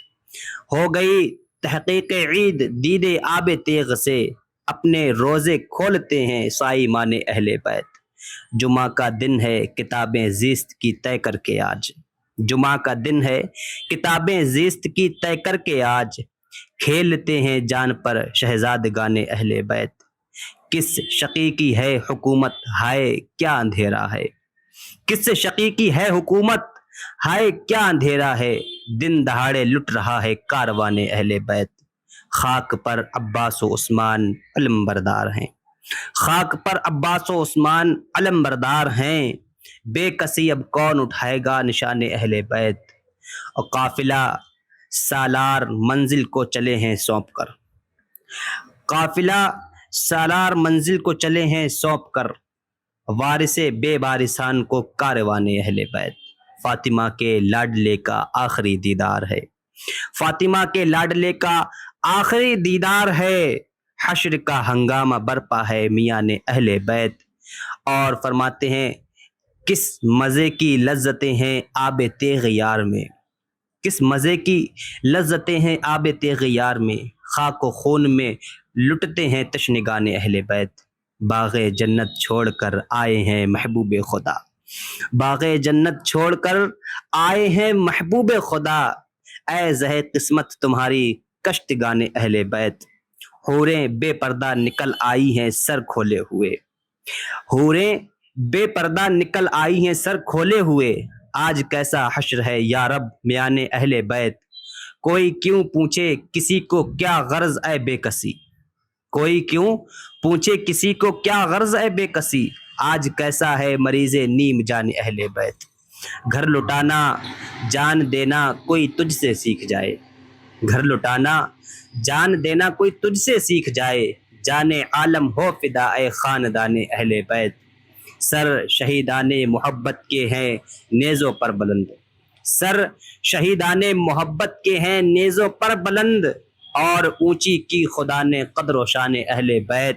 دولت دیدار پائی پاک جانیں بیچ کر، دولت دیدار پائی پاک جانیں بیچ کر، کربلا میں خوب ہی چمکی دکان اہل بیت۔ زخم کھانے کو تو آب تیغ پینے کو دیا، زخم کھانے کو تو آب تیغ پینے کو دیا، خوب دعوت کی بلا کر دشمنان اہل بیت۔ اہل بیت پاک سے گستاخیاں بے باکیاں، اہل بیت پاک سے گستاخیاں بے باکیاں، لعنت اللہ علیکم دشمنان اہل بیت۔ اور بے ادب گستاخ فرقے کو سنا دے اے حسن، بے ادب گستاخ فرقے کو سنا دے اے حسن، یوں کہا کرتے ہیں سنی داستان اہل بیت۔ اے کوثر اپنے ٹھنڈے اور خوشگوار پانی کی سبیل تیار کر رکھ، کہ 3 دن کے پیاسے تیرے کنارے جلوہ فرمائیں گے۔ اے طوبہ اپنے سائے کے دامن اور دراز کر، کربلا کی دھوپ کے لیٹنے والے تیرے نیچے آرام کر لیں گے۔ آج میدان کربلا میں جنتوں سے حوریں سنگار کیے ٹھنڈے پانی کی پیالے لیے حاضر ہیں۔ آسمان سے ملائکہ کی لگاتار آمد نے سطح ہوا کو بالکل بھر دیا ہے، اور پاک روحوں نے بہشت کے مکانوں کو سونا کر دیا۔ خود حضور نبی اکرم صلی اللہ علیہ وسلم مدینہ طیبہ سے اپنے بیٹے لاڈلے حسین کی قتل گاہ میں تشریف لائے ہوئے ہیں۔ ریشم مبارک اور سر اتھر کے بال گرد میں اٹے ہوئے، اور آنکھوں سے آنسوؤں کا تار بندھا ہوا ہے۔ دست مبارک میں ایک شیشہ ہے جس میں شہیدوں کا خون جمع کیا گیا، اور اب مقدس دل کے چین پیارے حسین کے خون بھرنے کی باری ہے۔ غرض آج کربلا میں حسینی میلہ لگا ہوا ہے، حوروں سے کہو کہ اپنی خوشبودار چوٹیاں کھول کر کربلا کا میدان صاف کرے کہ تمہاری شہزادی تمہاری آقائے نعمت فاطمہ زہرا رضی اللہ تعالی عنہ کے لال کے شہد کرنے اور خاک پر لٹائے جانے کا وقت قریب آ گیا ہے۔ رضوان کو خبر دو کہ جنتوں کو بھینی بھینی خوشبوؤں سے بسا کر دلکش آرائشوں سے آراستہ کر کے دلہن بنا رکھے، کہ بزم شہادت کا دولہا بہتے خون کا صحرا باندھے زخموں کے ہار گلے میں ڈالے قریب تشریف لانے والا ہے۔ ساعت آہو بکاؤ بے قراری آ گئی، سید مظلوم کے رن میں سواری آ گئی، ساتھ والے بھائی بیٹے ہو چکے ہیں سب شہید، اب امام بے کس و تنہا کی باری آ گئی۔ امام نے شمر خبیث کو خیمہ اطہر کی طرف بڑھتے ہوئے دیکھ کر فرمایا، خرابی ہو تمہارے لیے اگر دین نہیں رکھتے اور قیامت سے نہیں ڈرتے تو شرافت سے تو نہ گزرو، میرے اہل بیت سے اپنے جاہل سرکشوں کو روکو، دشمن ادھر سے باز رہے۔ اب چار طرف سے امام مظلوم امام حسین جنہیں شوق شہادت ہزاروں دشمنوں کے مقابلے میں اکیلا کر کے لایا ہے، نرغا ہوا۔ امام دہنی طرف حملہ فرماتے تو دور تک سواروں اور پیادوں کا نشان نہ رہتا، بائیں جانب تشریف لے جاتے تو دشمنوں کو میدان چھوڑ کر بھاگنا پڑتا۔ خدا کی قسم وہ فوج اس طرح ان کے حملوں سے پریشان ہوتی جیسے بکریوں کے گلے پر شیر آ پڑتا ہے۔ لڑائی نے طول کھینچا، دشمنوں کے چھکے چھوٹے ہوئے ہیں، ناگہاں امام کا گھوڑا ابھی کام آ گیا، پیادہ ایسا قتال فرمایا کہ سواروں سے ممکن نہیں۔ 3 دن کے پیاسے تھے، ایک بدبخت نے فرات کی طرف اشارہ کر کے کہا، وہ دیکھیے کیسا چمک رہا ہے مگر تم اس میں سے ایک بوند نہ پاؤ گے، یہاں تک کہ پیاسے ہی مارے جاؤ گے۔ فرمایا اللہ تجھ کو پیاسا قتل کرے۔ فوراً پیاس میں مبتلا ہوا، پانی پیتا اور پیاس نہ بجھتی، یہاں تک کہ پیاسا ہی مر گیا۔ حملہ کرتے اور فرماتے کیا میرے قتل پر جمع ہوئے ہو؟ ہاں ہاں خدا کی قسم میرے بعد کسی کو قتل نہ کرو گے، جس کا قتل میرے قتل سے زیادہ خدا کی ناخوشی کا سبب ہو۔ خدا کی قسم مجھے امید ہے کہ اللہ تعالیٰ تمہاری ذلت سے مجھے عزت بخشے اور تم سے وہ بدلہ لے جو تمہارے خواب و خیال میں بھی نہ ہو۔ خدا کی قسم تم مجھے قتل کرو گے تو اللہ تم میں پھوٹ ڈالے گا اور تمہارے خون بہائے گا اور اس پر راضی نہ ہوگا، یہاں تک کہ تمہارے لیے دکھ دینے والا عذاب چند در چند پڑا جائے گا۔ جب شمر خبیث نے کام نکلتا نہ دیکھا، لشکر کو للکارا، تمہاری مائیں تم کو پیٹیں، کیا انتظار کر رہے ہو؟ حسین کو قتل کرو۔ اب چار طرف سے ظلمت کے ابر و تاریکی کے بادل فاطمہ کے چاند پر چھا گئے۔ زرا بن شریک تمیمی نے بائیں شانہ مبارک پر تلوار ماری، امام تھک گئے ہیں، زخموں سے چور ہیں، 33 زخم نیزے کے، 34 گھاؤ تلوار کے لگے ہیں، تیروں کا شمار نہیں، اٹھنا چاہتے ہیں اور گر پڑتے ہیں۔ اسی حالت میں سنان بن انس نخعی شقی ناری جہنمی نے نیزہ مارا کہ وہ عرش کا تارا زمین پر ٹوٹ کر گرا۔ سنان مردود نے خولی بن یزید سے کہا سر کاٹ لے، اس کا ہاتھ کانپا۔ سنان برد الشیطان بولا تیرا ہاتھ بیکار ہو، اور خود گھوڑے سے اتر کر محمد رسول اللہ صلی اللہ علیہ وسلم کے جگر پارے 3 دن کے پیاسے کو ذبح کیا اور سر مبارک جدا کر لیا۔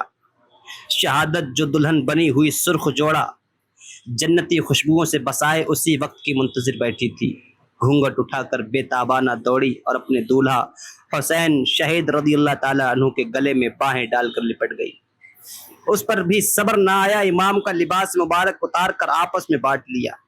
عداوت کی آگ اب بھی نہ بجھی، اہل بیت کے خیموں کو لوٹا، تمام مال و اسباب اور محمد رسول اللہ صلی اللہ علیہ وسلم کی صاحبزادیوں کا زیور اتار دیا، کسی بی بی کے کان میں ایک بالی بھی نہ چھوڑی۔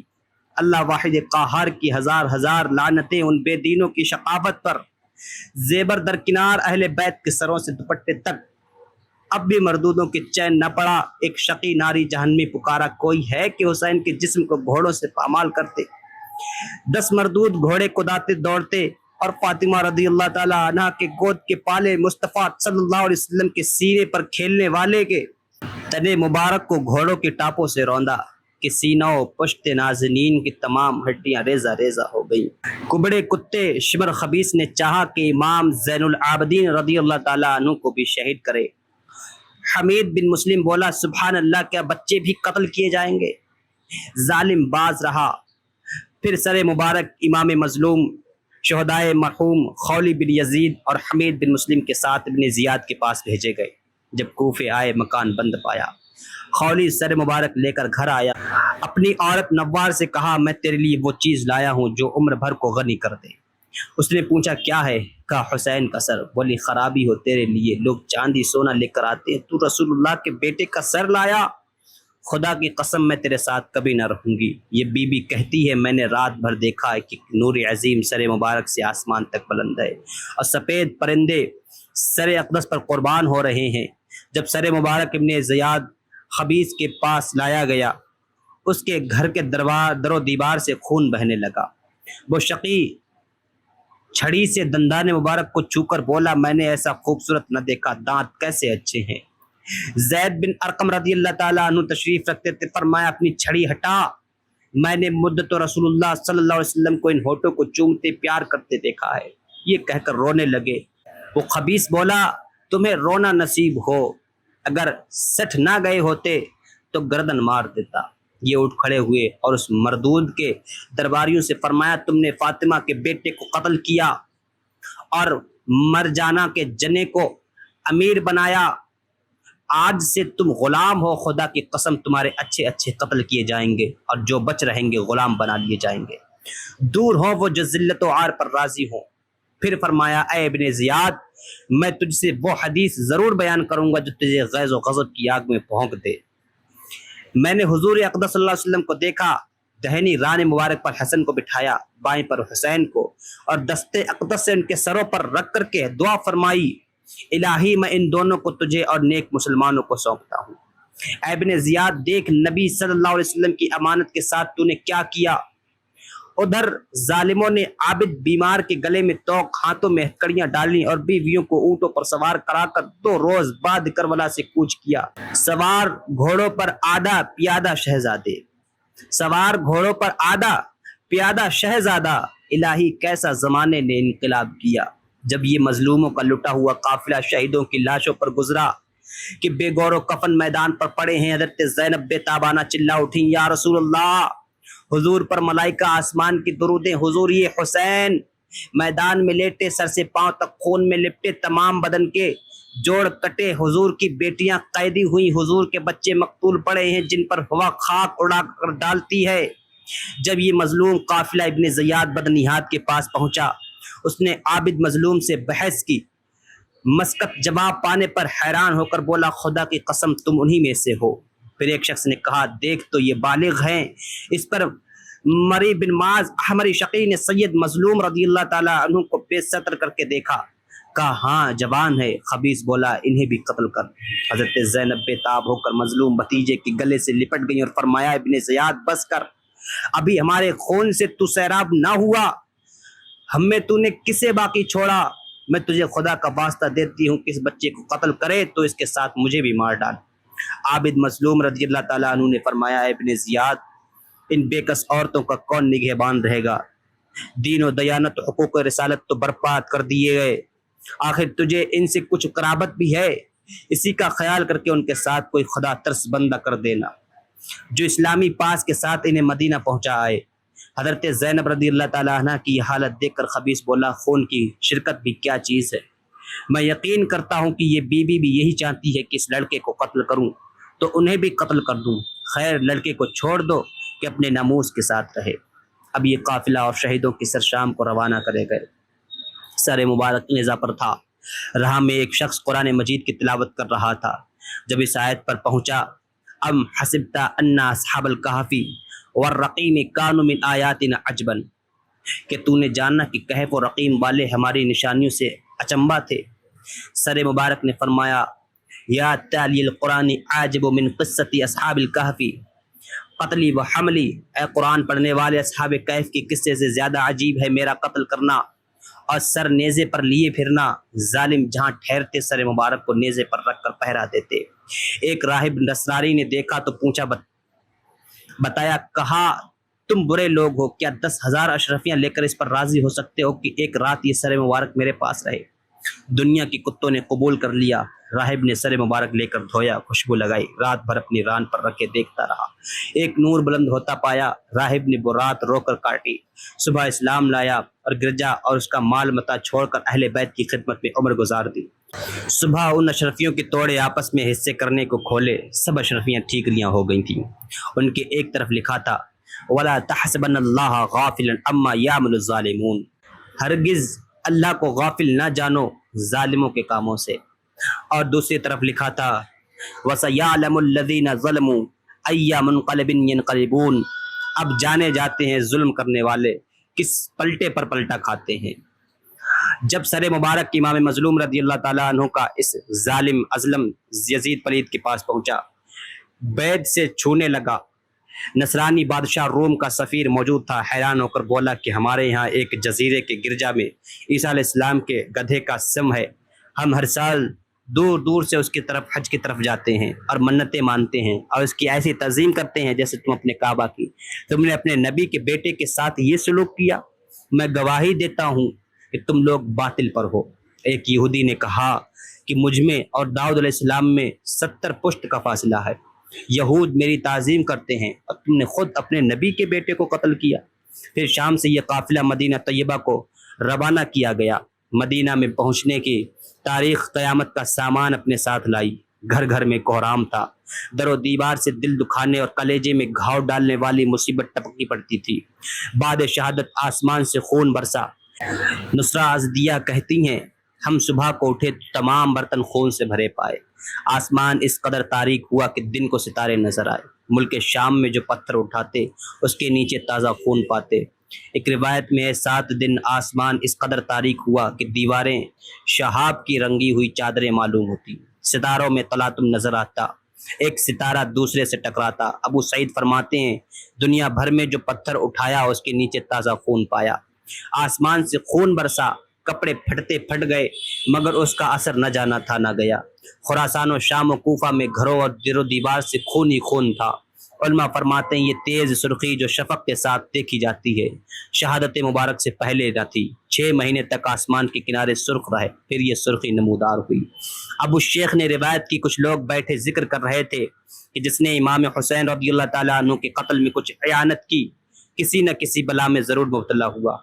ایک بڈھے نے اپنے نفس ناپاک کی نسبت کہا کہ ایسا تو کچھ نہ ہوا، چراغ کی بتی سنبھالی، آگ نے اس شقی کو لیا، آگ آگ چلاتا افراد میں کود پڑا مگر وہ آگ ہی نہ بجھی یہاں تک کہ آگ میں پہنچا۔